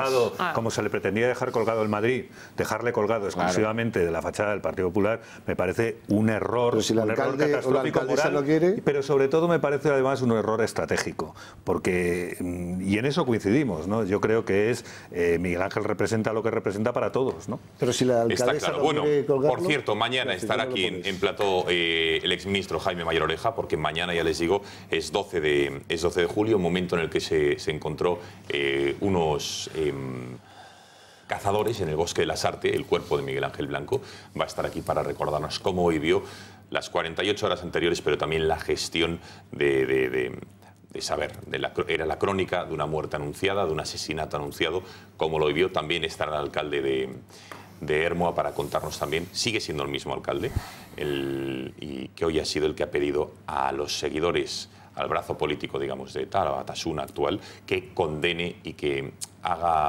eche la vista atrás. Carlos Totorica, que cuando se produce el asesinato de Miguel Ángel Blanco, tiran cócteles Molotov a la sede de Batasuna y él va a apagarlo con sus propias manos. Claro. El fuego es un personaje absolutamente impecable. Ojalá los de las artes fueran como Totorica, por cierto. Y la Guardia Civil y la Policía Nacional, la que, por cierto... No, y por primera vez la Ertzaintza se quitó las pues esas las máscaras, me sale la palabra, ¿no? Pero esas gorras y esas que llevaban...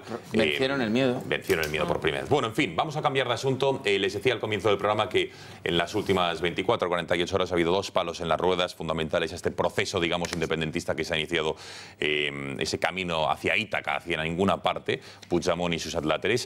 Vamos a ver, el primero de ellos es el informe que se ha publicado hoy del Consejo de Colegios de Secretarios, Interventores y Tesorero de la Administración Local de Cataluña, que en síntesis lo que dicen al publicar este documento es que el código ético de este colegio propugna, entre otros, la defensa de los valores democráticos, de la legalidad, de la lealtad, de neutralidad y de imparcialidad política. Por ello, dicen, que el funcionario debe permanecer siempre fiel al espíritu de la Constitución española, a la normativa autonómica y europea y a los principios de conducta de este código ético. Pero es que 24 horas antes, desde CESIF, que como saben es el sindicato mayoritario de los funcionarios de nuestro país, digamos que publicaban un protocolo para los funcionarios a los que se les obligue de alguna manera a organizar o a participar en ese referéndum del próximo 1 de octubre. Dice, en primer lugar, pida usted, funcionario, la orden por escrito, que hay determinados artículos del Estatuto Básico del Empleado Público, que son los que recordaban,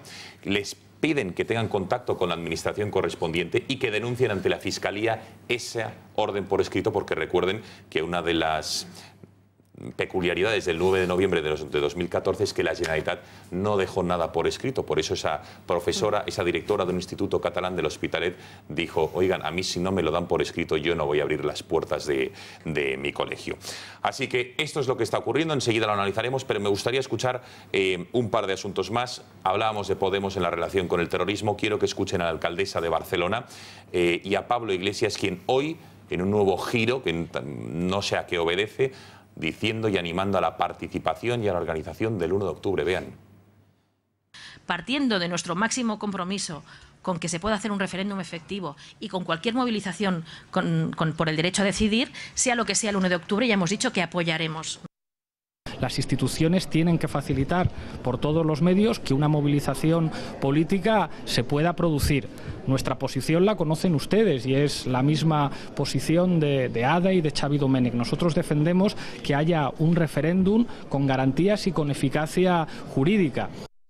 Y por último, respecto a los funcionarios, hoy la vicepresidenta Soraya Sáenz de Santamaría decía lo que es un secreto a voces, las sospechas que tiene de las presiones que se están haciendo desde la Generalitat a los funcionarios para que se vuelquen en la organización del referéndum. Ojo que está por ley, que esa ley de la independencia que conocíamos la semana pasada incluye la organización por parte de los funcionarios. Vean.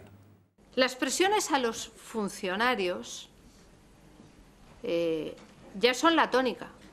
Pero es que ahora ya no son las presiones de los funcionarios. Es que hoy hemos conocido que algunos, para no asumir la responsabilidad de sus propios actos, le echan la culpa a los interventores. Primero fueron a los voluntarios. Primero dijo Mas que no, que el referéndum, que no iba con él. Voluntarios, interventores, bueno. ¿Qué va a ocurrir? Porque desde luego está claro que los sindicatos se han movilizado, tanto el colegio de secretarios como CESIF ha dicho, oye, cuidadito. Son habilitados nacionales que se están jugando su futuro, porque pueden quedar inhabilitados y cuidado que esto es una parte muy seria. La chanza y el sainete al que estamos siendo sometidos por parte del Gobierno de la Generalitat, gobierno que además está completamente desmembrado, porque cada uno ya estamos viendo que emite opiniones cada uno por su cuenta y demás. Y sobre todo lo que más me sorprende, más allá de, bueno, pues el pasito para adelante, pasito para atrás que está haciendo Ada Colau, un día dice que apoya el referéndum, otro día dice que no lo apoya, no sé si lo hace por días impares o por días pares. Pablo Iglesias, una vez más, está demostrando su ataque permanente contra la idea de España. Es que a mí me sorprende que yo de verdad haría una terapia continua en todos los programas de bien, en los que se viera realmente las barbaridades que este grupo político de ámbito nacional está tratando de hacer con España, en todos sus aspectos, el terrorismo, ahora contra la unidad nacional, es decir, barbaridades que no son dignas de un partido que represente a España, porque ellos están presentes con sus distintas fórmulas en la geografía española. Pero lo peor ya es la deslealtad que hemos visto recientemente, y no es porque esté aquí Miguel Ángel representando al PSOE, porque además estamos de acuerdo en muchas cosas, a pesar de la diferencia ideológica, pero la deslealtad que ha mostrado Pedro Sánchez, nada más entrar ahora mismo en la Secretaría General, pidiéndole a Rajoy tener una línea de acción conjunta, unísona, y a la semana de pedírselo ya unilateralmente, tratar de llegar a propuestas con gente a la que no puedes llegar porque estamos viendo que solamente tiene una idea en la cabeza y es separarse de España, yo no lo concibo. Pero Pedro Sánchez ha estado intentándolo durante casi 10 meses. Pero es que no engañen a sus propios votantes. Es decir, ha escondido la cabeza durante un tiempo debajo de la manta, el tiempo suficiente, una semana, para que otra vez dé el impulso para volver a apoyar, pues si no es a los podemitas de Cataluña, será a los de la CUP, a los de la tribu, es decir, a todo aquel que le proponga un espacio para poder liderar un gobierno en España. Le da igual que luego no quede España, o que no quede PSOE, o que no quede nadie, pero con tal de tener la cabeza arriba. Bueno, es que Pedro Sánchez ha hecho que hayan senadores de Esquerra Republicana de gobiernos autonómicos dando órdenes a sus varones para que regalen votos, electorado del Partido Socialista a Esquerra Republicana para luego negociar con ellos. Y esto ha ocurrido en lugares como, por ejemplo, la Comunidad Valenciana. Pero yo aquí resaltaría dos golpes de efecto que me han parecido buenos del Gobierno. Otras veces lo he criticado, ¿no?, por la falta de contundencia. Y aquí me han parecido dos cosas bastante inteligentes. Una ha sido la de llamar a los proveedores de las urnas y dándoles órdenes de, oye, mira, podréis hacer lo que queréis, pero como vendáis las urnas es que ya os puedo garantizar que no vais a cobrar ni una, de entrada. Y la otra ha sido este golpe de efecto del Tribunal de Cuentas investigando a Artur Mas y los adláteres para hacerles saber que, bueno, que están pensando en hacerles pagar todo aquel dinero público invertido en el referéndum del 9 de 9. Que no fue poco. Del 9, no exactamente. Porque con ello han salido los titulares que han dejado ver cómo la Generalitat ha remitido un escrito al Tribunal de Cuentas diciendo, bueno, es que aquí los responsables han sido los funcionarios de la propia Generalitat de la Administración catalana. Son ellos los que tendrán que pagar todo ese dispendio, ¿no? Con lo cual lo que están haciendo ahora es ponerse en contra de esos funcionarios, claro, ¿no? Y luego, por otro lado, a mí, la verdad, yo no sé cómo sorprende lo de Ada Colau. Podemos ha sido, además de pro Batasuna, ha sido siempre independentista. No, pues si lo que sorprende es que un día diga sí y otro diga no. Siempre. Claro, es que eso es lo que sorprende. Siempre han Porque jugado. Ada Colau siempre ha estado en el otro lado del contenedor. Siempre han jugado del contenedor quemado, empujándolo. Pero eso es lógico, un personaje que es mentiroso patológicamente, ¿no? Es decir, que Pablo Iglesias no dice la verdad ni al médico, o sea, miente a todas horas, es un auténtico embustero, ¿no? Por tanto, eso es normal, ¿no? Es decir, y luego aparte que Pablo Iglesias quiere volver al 36, quiere volver a esa tradición del Partido Comunista, cuando en el año 36 se alía con el Partido Socialista y se alía con los independentistas, con los que querían romper España, ¿no? Porque el objetivo de Pablo Iglesias es destruir España, sea como sea. Y luego, yo lo que sí quiero subrayar y enfatizar es la brillante estrategia que ha puesto en marcha el gobierno y muy especialmente Soraya Sáenz de Santamaría. Aquí si se entrase como un elefante en una cacharrería, corremos el serio riesgo de generar martirologio, ¿no? Generar mártires, y entonces el efecto boomerang que tiene, sobre todo a efectos de imagen internacional, sería tremendo, y están yendo civilinamente por detrás, es decir, yendo al dinerito, es decir, la Fiscalía está actuando de forma impecable, yendo a todas las empresas a las cuales ha contactado la Generalitat para decirles, oiga, si usted participa en esta actuación, usted está cometiendo un delito, está colaborando en un delito de malversación de caudales públicos, de prevaricación y no sé cuántos más.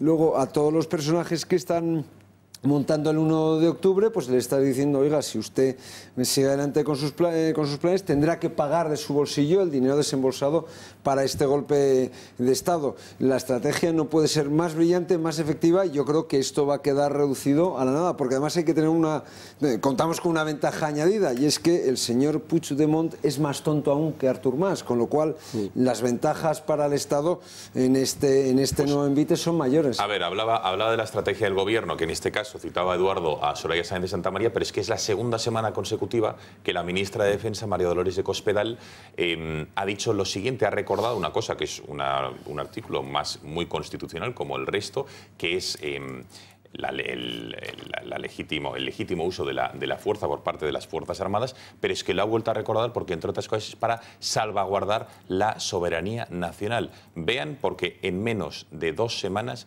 ya lo ha dicho 2 veces. No sé si también está consensuado, es parte de la estrategia, pero es la ministra Cospedal. Escuchen.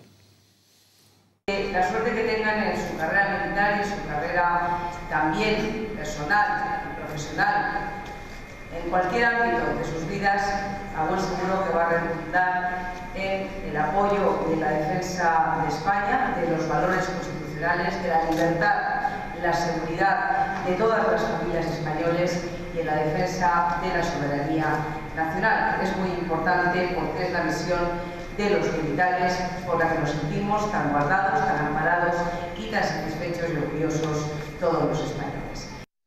Es muy importante porque es la misión de los militares, salvaguardar la soberanía nacional. Pero eso... No, es una obviedad, pero que ya. Pero yo no sé.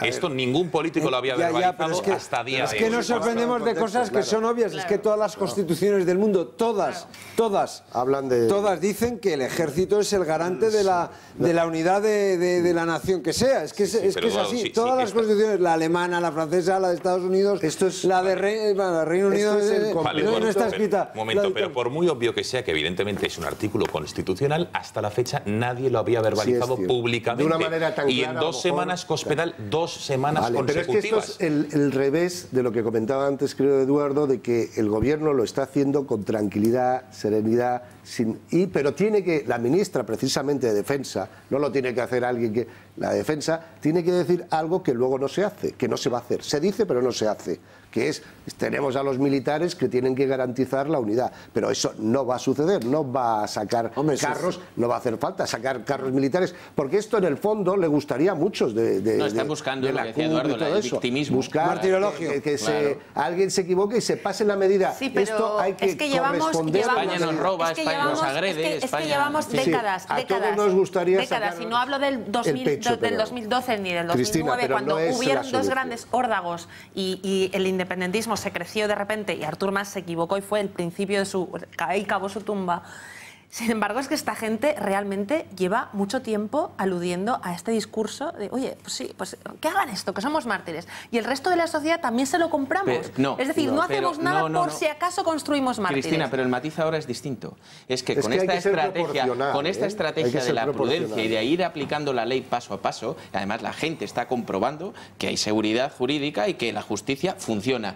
Lo que está ocurriendo es un matiz tan distinto como que ahora son los propios catalanes los que no se creen el discurso que están intentando impregnar en la sociedad, tanto los de la CUP, los de Esquerra, como los del PP. Bueno, ahí hay una gran suerte, y es que actualmente toda la cúpula, todos los jerarcas independentistas son realmente indigentes mentales. O sea, son indigentes mentales, indigentes intelectuales. Y acabáis antes de hacer... O sea, es verdad. Habéis hecho... Totalmente cierto, no tienen ningún tipo de estrategia. Y tanto es así que el señor Puigdemont no lo ha elegido ningún catalán. Es el candidato de las CUP. Y desde luego lo que parece seguro es que no era el más listo de su clase. No, es el candidato de las CUP. El penúltimo más listo. Es manejado por las CUP, que es el 8% del Pero es la única clase política, es toda la clase política. El único listo de ahí fue Pujol. Que al final la inteligencia le sirvió para cometer corrupción. Pero el único listo realmente ha sido Pujol y por eso se mantuvo y tal. Luego la codicia le pudo más que la honradez, ¿no? Prefirió ser rico a ser una gloria nacional. Pero bueno, dicho esto, y te perdona, simplemente que aquí se va a vencer esta situación porque lo que están pidiendo ellos es casi un imposible también. De una manera unilateral no se puede conseguir una independencia. Por mucho que te inventes leyes y quieras amenazas y tal.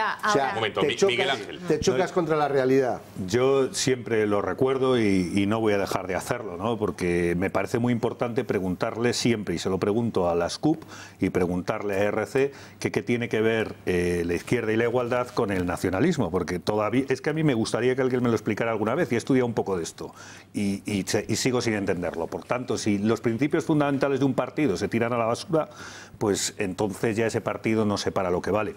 El otro día recordábamos que no había cambiado nada con el anuncio que había hecho Puigdemont, que no había presentado nada en el Parlamento, cuando anunciaba que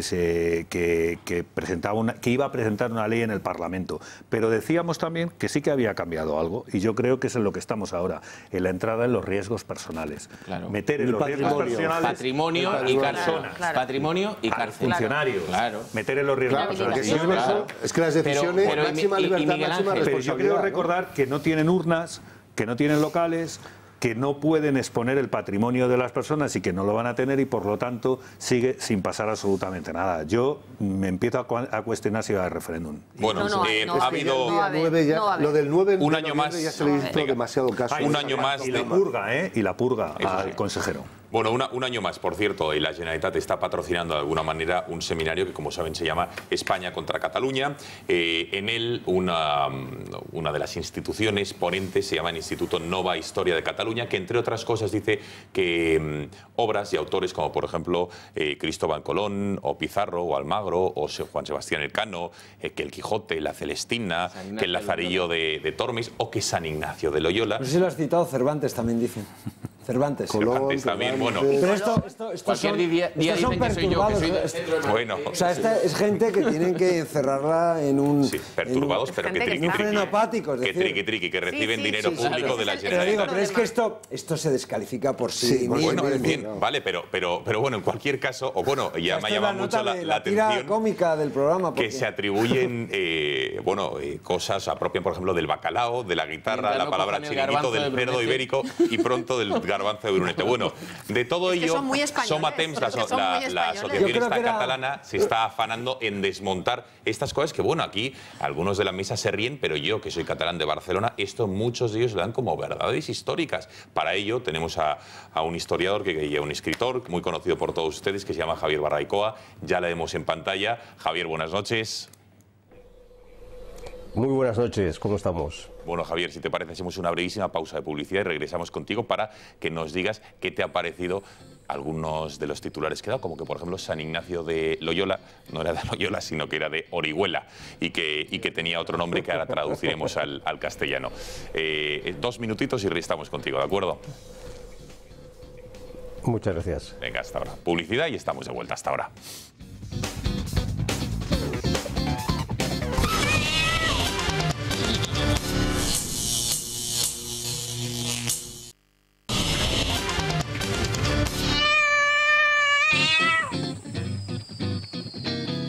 11:35 de la noche, vamos a volver hasta Barcelona y está Javier Barraicoa para seguir hablando de este instituto de Nova Historia de Cataluña que, digamos, que imparte, digamos, dentro del seminario España contra Cataluña, pues algún tipo, no sé si de clases o de lecciones, Javier, donde directamente hemos dado algunos ejemplos antes de la publicidad. Yo no sé si ya no es que tergiversen la historia, sino que directamente se la inventan y encima reciben dinero, subvenciones públicas por ello. Pues sí, nos podríamos asombrar, vamos, si alguien quiere acceder a la página web del Instituto de Nova Historia, es para morirse de risa, porque para ellos se han inventado una sobrina de San Ignacio de Loyola llamada María de Orihuela. Y entonces dicen que hay una serie de errores en los registros, que no estuvo en Valladolid, San Ignacio, sino que estuvo en Valladolid, quería decir Valencia, o Arévalo quería decir Alicante, y su origen, pues, de nacimiento, pues la toponimia de Loyola, pues se convierte en Orihuela, ¿no? Entonces es San Ignacio de Orihuela, ¿no? Y como Orihuela es Alicante, son los países catalanes, y por lo tanto San Ignacio acabamos de descubrir que es catalán. Bueno, Javier, estamos aquí en la publicidad hablando medio en broma, medio en serio. Si hay que tomarse en serio o en broma precisamente este Instituto Nova Historia, este seminario de Cataluña o España contra Cataluña. Lo digo porque más allá de estas barbaridades que dicen, reciben dinero público. Yo no sé quién está detrás de ellos. ¿Cómo hay que tomárselo? ¿En serio, en broma? ¿Cómo lo veis? Bueno, yo creo que es una tragicomedia, o sea, tanto en serio como trágico, porque, como bien has dicho, reciben un dinero público gente que ni siquiera es historiadores profesionales, porque uno de ellos, uno de los que lo dirige, es un tal Bill Bain, que es filólogo, o sea, no tiene ni siquiera la carrera de historiador. Ahora, por ejemplo, para que veáis el alcance de los relatos que van contando, es que Garcilaso de la Vega tampoco era, más bien era catalán, porque dicen que en el fondo era un tal Galcerán de Cardona y Recasens, y entonces, con el gran argumento de que, como este tal Galcerán de Cardona no dejó nada escrito, dicen que se lo arrebataron y fue traducido al castellano y eliminado a toda prueba de sus obras y poemas en catalán. O sea, estamos en este nivel de delirio, pero esta gente se pasa todo el día haciendo conferencias financiadas por toda Cataluña. Y el trasfondo del relato, que yo creo que es lo grave, es que en el fondo Castilla maniobró misteriosamente, no se sabe con qué ingenios, para arrebatarle una historia de grandeza a Cataluña, que a Cataluña le correspondía pues haber descubierto América, le correspondía el Imperio Americano, llaman a Carlos I el rey de los catalanes, bueno, en fin, entramos en un delirio, ¿no? Y entonces el problema es que hay gente que todo esto pues le hace mella, ¿no? Bueno, incluso que Hernán Cortés era realmente Ferran Cortés, otro catalán, y que la Celestina no fue escrita por el salmantino Fernando de Rojas, sino por un valenciano desconocido, que el libro se publicó en catalán y también fue traducido luego al castellano. Bueno, esto para que vean que no nos lo estamos inventando. Vamos a ver cómo lo han verbalizado ellos mismos. Vamos a escuchar a su director, a Jordi Bilbeny, cómo dice algunas de estas cosas que está haciendo referencia el señor Barraikoa. Quan es parla que Cristóbal Colón fue a la corte de los reyes de España, clar, a quina cort? A la de Castella? Hi havia diverses. Clar, com a mínim dues. Tenia la castellana o la catalana. Els catalans del segle XV no eren una autonomia espanyola. Era una nació amb els seus reis, els seus monarques, les seves institucions, la seva moneda, les seves aliances polítiques internacionals que no depenien de Madrid. Bofarull i Víctor Balaguer diuen en les seves monumentals històries de Catalunya que tota l'empresa de la descoberta d'Amèrica està portada per catalans. Bueno, también hay otro insigne, el señor Cucuruy, que ya les hemos escuchado alguna vez, afirma que ninguna nación tiene el grado de civilización que tienen los catalanes, que la guerra civil la provocó Franco para acabar con Cataluña, que era el único propósito, y que Colón efectivamente volvía a ser catalán. La pregunta, señor Barraikoa, es, ¿esto cala entre los catalanes, entre quienes asisten a estas conferencias? Lo digo, ¿se creen esta tergiversación histórica o son vistos como unos frikis? Y perdón por la expresión.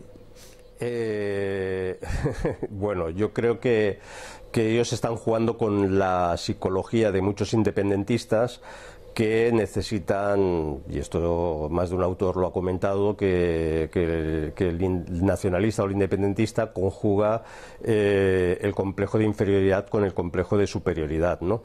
Y evidentemente pues la historia de España es una historia conjunta de castellanos, aragoneses, catalanes, y entonces por no reconocer esto se impone una especie de complejo de inferioridad que tienen que sublimarlo con todo ello, con estas historias y el efecto psicológico que produce, al menos en unos entornos más radicalizados, pues yo creo que es una especie de catarsis.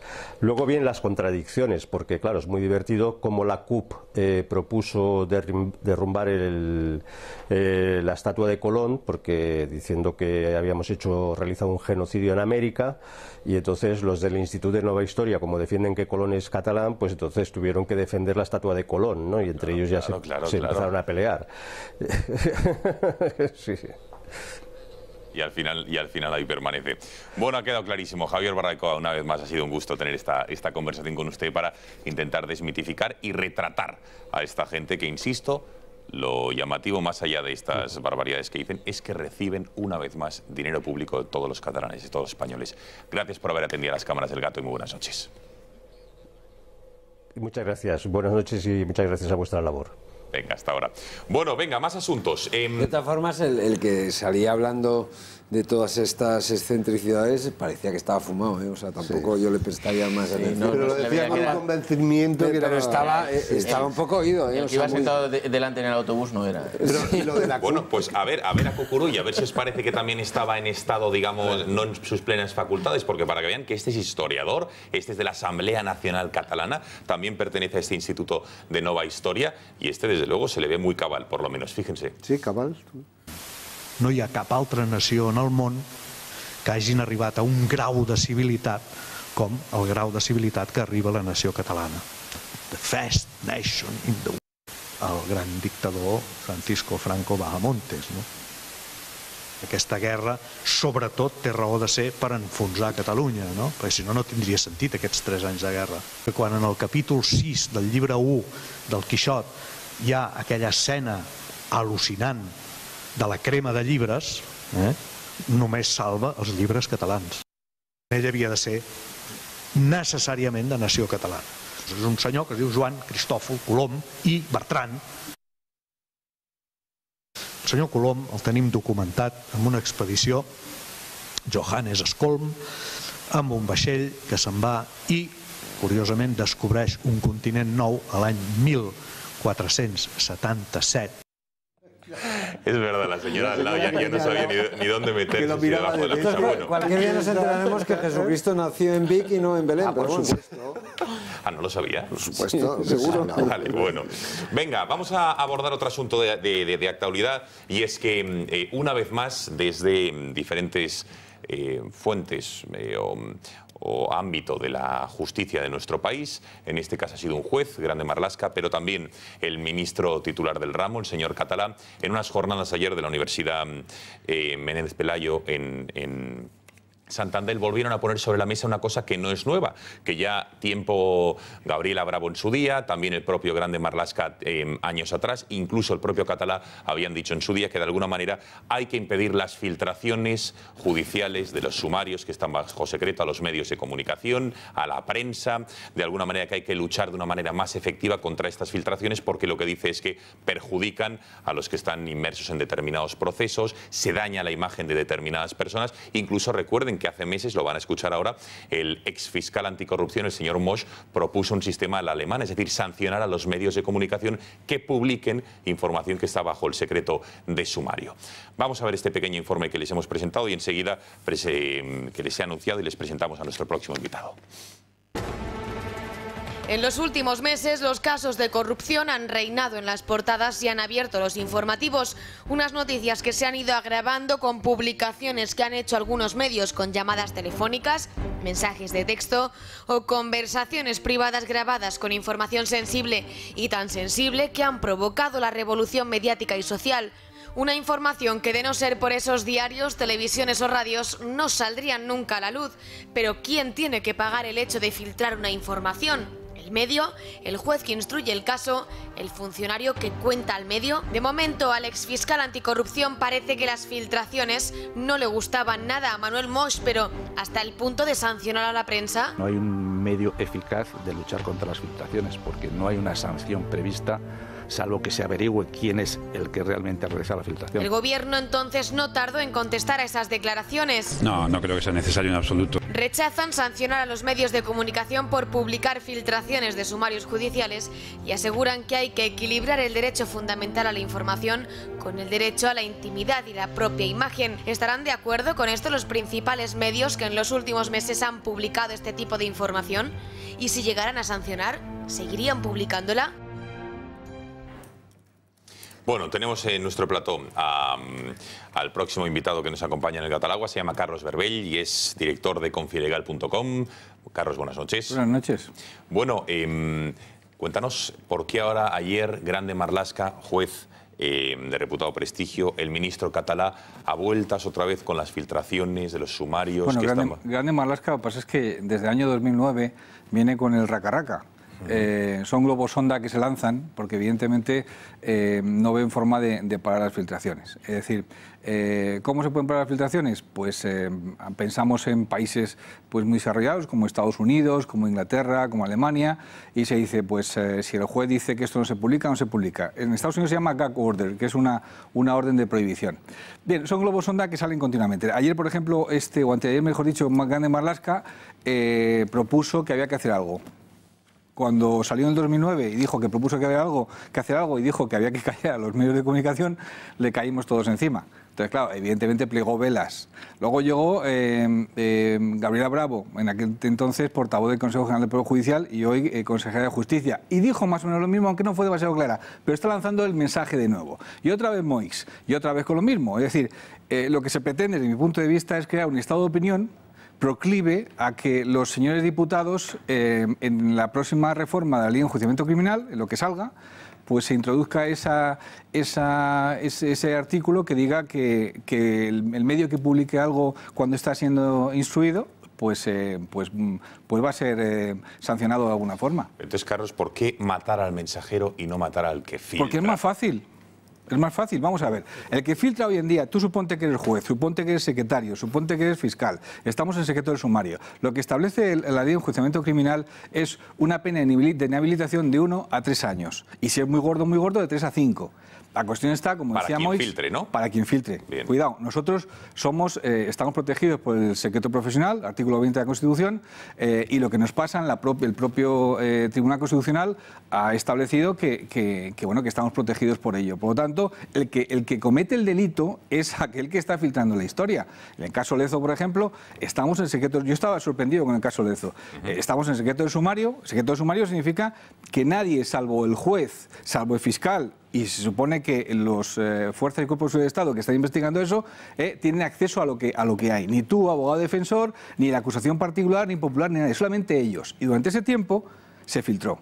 Entonces, claro, lo que decía Moix es, a ver, aquí hay que pararlo todo porque, claro, se está filtrando. ¿Pero de dónde viene la filtración? Yo te he dicho los sitios donde viene la filtración.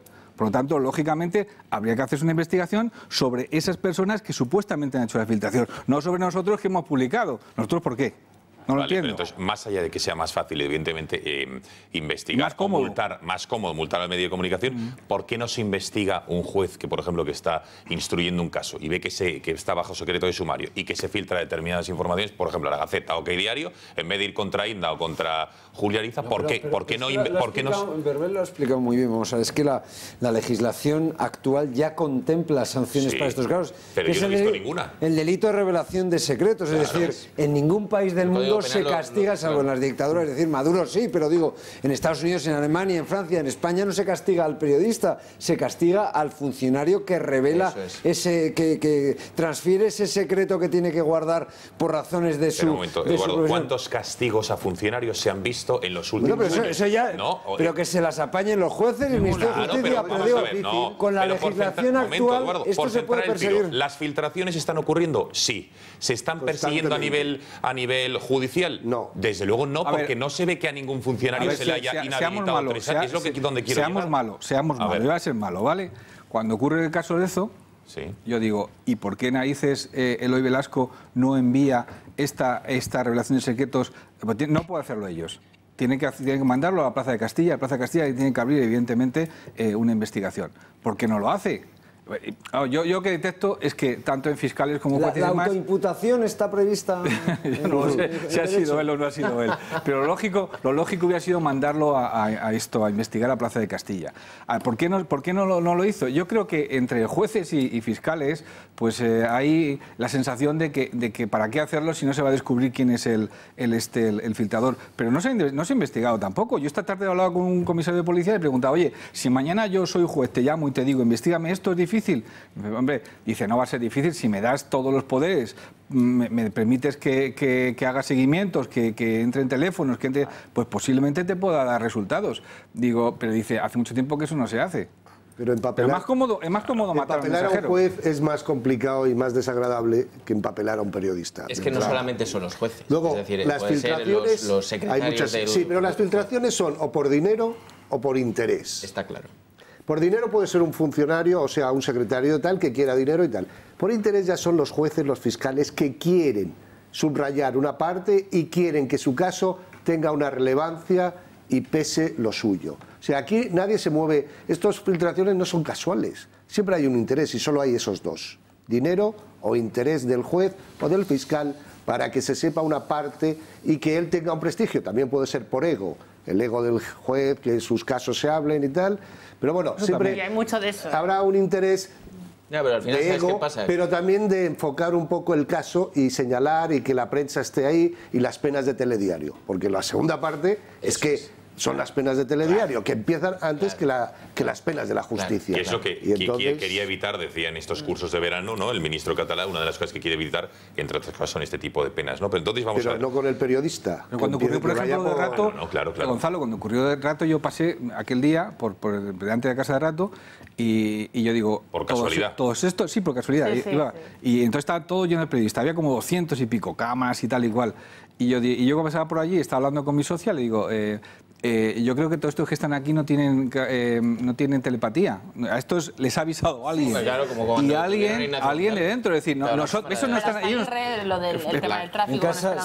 En casa de rato estaban los medios de comunicación 5 horas antes o 4 horas antes de que en el interior incluso. Que se produjera la detención. Es decir, que aquí lo que es evidente es que la culpa no es de los periodistas, la culpa es de quien los filtre, que vayan a por ellos y a que nosotros que nos dejen en paz. Porque esto forma parte de la libertad de expresión. Pero Eduardo, que no me contestas la pregunta de por qué no les dejan. ¿Por qué yo te la he contestado. No.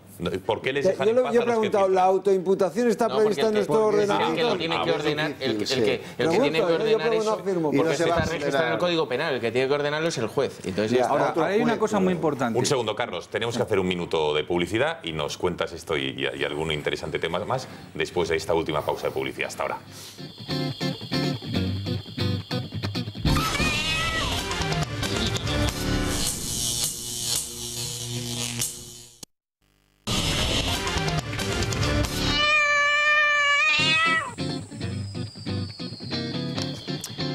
Quedan 5 minutos para medianoche y aquí seguimos hablando en el Gatalagua de no sé, globosonda, como se ha calificado en esta mesa, o esta nueva, una vez más, que a vueltas con el asunto de controlar, impedir las filtraciones a los medios de comunicación, ya solo de los secretos de sumario, sino las detenciones que pueda haber, redadas de cualquier tipo, porque como saben ustedes, está a la orden del día y en muchos casos, Carlos, perjudica a las personas que, bueno, o imputadas, investigadas o que van a ser detenidas, porque la pena del telediario ha hecho muchísimo daño a muchas personas. Sí, sin duda alguna, pero a ver, entre la pena del telediario y la libertad de expresión de información, mira, yo prefiero la libertad de información y de expresión. A ver, yo aviso una cosa también que es importante. Llega en un momento, en esta legislatura, que no sabemos si van a conseguir hacer de nuevo el nuevo Código Procesal Penal y la reforma del Estatuto del Ministerio Fiscal. Ahí está la clave de toda la historia. Cuando ellos, los políticos, empiecen a redactar ese Código Procesal Penal, la nueva ley de enjuiciamiento criminal, es posible que nos encontremos con esto. Y entonces, en ese momento, los señores diputados digan, ¿y si metemos un articulito diciendo que el que publique esto, o le damos al juez la posibilidad de que... ¿Sabes? Entonces, está muy bien que Marlaska haya dicho esto y que antes lo haya dicho Moix, porque sabemos por dónde van los tiros. Entonces, hay que estar ojo a visor para que eso no nos la cuelen. Para atacar al periodista. Claro. La libertad de expresión. Claro. Bueno, para empezar, entiendo que Marlaska, para haber dicho lo que ha dicho, tiene que haber sido impoluto y no haber filtrado nunca nada, jamás. Lo digo que yo lo desconozco, no tengo ni idea, pero entonces, porque si no, claro, si al final se va a sancionar a los medios, como un juez, que no Marlaska, cualquiera, que pueda haber filtrado algo, va a sancionar luego al medio que publica esa filtración. Las sanciones a los medios de comunicación no son. El cinismo nunca. Esto ya lo intentó Felipe González, lo medio intentó José María Aznar, lo han intentado todos los presidentes y jamás ha salido adelante, y esto pues no deja de ser una butad. Lo que tiene que ocurrir es que haya alguna instancia en el Estado neutral que cuando se produzcan filtraciones haga una investigación interna. A lo mejor hay que crearla. Pero neutral... Sí, bueno, sí, no, pero técnica, es que tú fíjate con qué seguridad jurídica acude cualquiera a un juez sabiendo que ha filtrado todo su sumario ya. O sea, el juez o quien sea, que sea dentro de ese entorno judicial se ha filtrado el sumario. Normalmente yo creo que ahí vas con una indefensión jurídica más que si te juzga una Las víctimas de las filtraciones en el 99% de los casos no son hermanitas de la caridad, también hay que decirlo, ¿no? Bueno, de todas maneras hay que diferenciar, que lo decías al principio, lo has explicado muy bien, lo que significa el secreto. Lo normal es la publicidad, que no significa que lo conozca todo el mundo, sino que hay publicidad entre las partes, ¿no? Y esto hay que explicarlo muy bien. El secreto se da en unas ocasiones que también se abusa bastante, porque en principio es por un mes y siempre 10 días antes de que empiece el juicio oral. Hay que levantarlo. Pero yo quería aportar algo que no se ha dicho, y es que la información, el derecho de información, el artículo 20 de la Constitución española, también protege a los acusados. Porque parece que solamente hablamos del honor, que es un derecho que tenemos todos, pero en abstracto el permitir y el saber que no se pueden cometer tropelías con personas que están siendo acusadas, ese derecho a la información lo facilita. Es decir, el derecho a la información también ayuda a los acusados a que las cosas se hagan como se tienen que hacer. Es quizá una visión también que hay que tener en cuenta. También, aparte de que el derecho a la información es algo necesario, porque lo necesitamos todos los españoles. Yo recuerdo... En fin, yo recuerdo... Último, pero perdona una cosa, Eduardo, y por último, Atacar una cuestión de hecho con una de derecho, no sé cómo lo come Fernando, no sé cómo lo puede atacar, porque él ha sido el que lo ha dicho, ¿no? Que es absolutamente Fernando dice Grande Marlaska, ¿no? Sí, Grande Marlaska. Pues No sé cómo puede atacarse una cuestión de derecho, que es un problema, con una de hecho, a no ser que o mates al mensajero o hagas unas penas desproporcionadas. Pero es muy cómodo, yo No hay soy más. juez y te digo, y este caso está en la calle, y te digo, orden, no puede salir automáticamente, y sabes que como tú medio lo saques, te meto una multa, pues no sé, de 1 millón de euros. Sí, claro, atacar al mensajero. Ya está. Claro. Pero es que es muy cómodo. Y no sería más sencillo, igual que se descubren cosas que son muy difíciles de descubrir, la UCO, de mafias, etcétera. En fin, no se puede descubrir una filtración. Es que, hombre, deja un poco a los pies de los caballos también lo que se intenta con estas el sistema judicial. medidas censoras es intentar amedrentar o silenciar a los medios que denunciamos la corrupción. Yo recuerdo cuando saqué el caso Urdangarín, el entorno del señor Urdangarín y muchísimos periodistas de cámara del señor Urdangarín, etcétera, con el señor González, don Ignacio, pasó 3/4 de lo mismo, estaban todos los días la presunción de inocencia, la presunción de inocencia, no, ahí había unos hechos incontrovertibles y ¿qué ocurrió al final? Que el uno fue condenado y el otro, que era una hermanita de la caridad, según muchos medios de comunicación, pues ha resultado uno de los más kinkis de este país en los últimos tiempos. Pero Eduardo, los hechos son tangibles, es decir, independientemente del derecho a información, y yo creo que esto no es para callar precisamente el derecho a información, lo que ocurre es que desde los juzgados con las filtraciones se están cometiendo delitos. Es que hay que decirlo, es un delito la filtración, es un delito tipificado en el Código Penal. Pero es un delito del funcionario, no del que lo publica. No, por supuesto. No, pero es que se está produciendo un delito. Venga, Cristina. El problema para el que ve esto, y hablo del ciudadano, de cualquier persona que no se dedica ni a los medios de comunicación ni a la política, es que la sensación, la inseguridad jurídica que provoca que cualquier currito, cualquier persona normal que entra a un juzgado, digo, hostia, a ver si me van a conocer, yo te escribo para este medio. Claro. Quiero decir, ahí también nos exponemos a que cualquier persona, he dicho, hostia, no pasa nada, ya está. No, Cristina, no es horario infantil. No es horario infantil, puedes decir lo que quieras, sin lugar a dudas. Y luego esta afición de los jueces a filtrar información a los medios de comunicación. Y hablamos de Eloy Velasco, que desde mi punto de vista nunca debería haber instruido el caso Lezo, porque ha sido director del Ministerio de Justicia de los gobiernos de Camps y de Zaplana. Ve que la clase política, que últimamente el Congreso de los Diputados, creo que en 2 años han sacado 5 leyes adelante, y lo demás es todo postureo, toda una exhibición mediática, todo... censurar al político de turno, hacer comisiones de investigación que al final, paralelas al tema judicial, pues al final todo eso es efecto contagio, ¿no? Bueno, Carlos, mañana toma posesión Alejandro Luzón, nuevo fiscal anticorrupción. ¿Qué te parece? 3 minutos va a estar. ¿Qué 3 minutos va a estar? La escena, la entrada y demás. Yo siempre digo, si tienes ocasión de ir a verla porque a mí me recuerda mucho la masonería. Sí, muy, ¿por qué? ¿Cómo es? Porque están todos con sus togas y demás, y de pronto pues leen la orden, él está fuera con su ¿cómo se llama? Su padrino, entra, le colocan los archiperrios, jura con los archiperrios, dice, toma usted posesión, se sienta y ya está. Es muy bonito, son 3 minutos prácticamente. Es la única opción que había segura. Descarte, ¿no? Segura, sí. Yo creo que tenía que haber sido él desde el primer momento. Él conoce perfectamente el laberinto de la Fiscalía Anticorrupción. No está probado que Eloy Velasco haya filtrado nada. Pero te digo que bueno, que es el único que tenía garantías, yo creo, de hacerlo muy bien. Pero querían antes no hay tiempo, no hay tiempo para más. Carlos Verbel, director de Confilegal.com, muchísimas gracias por haber estado esta noche en el catálogo y poner un poco de luz en un asunto tan complicado pero interesante a la vez como este. Gracias y buenas noches. Miguel Ángel, que gracias. Nuestro querido amigo de las Rozas, como te ha bautizado Eduardo, que me ha encantado. Es amigo y es de las Rozas. Si has constatado una... de las Rozas, que sí. Bueno, eres socialista y de las Rozas. No, ha dicho nuestro querido amigo de las Rozas, que me le ha apuntado. Sobre todo socialista. Nuestro querido alcalde de Brunete. No, y se ha llevado las bofetadas que se tienen que llevar los de las artes, pero ya lo siento. Es un socialista sensato. Borja, muchísimas gracias por haber estado aquí. Roch, que sigas tomando tanto café. Cuídate, buenas noches. Cristina. Gracias. Ánimo con el Baileys. ¿A la orden? Sí, Se me ha quedado el San Benito. Bueno, Eduardo, ¿qué tal tu regreso? ¿Te lo has pasado bien? Sí, muy bien. Aquí siempre me lo paso. Correcto, Estoy ¿no? en casa. Claro que sí, esperemos que vuelvas. Bueno, y a todos ustedes, señores, que muchísimas gracias por su confianza.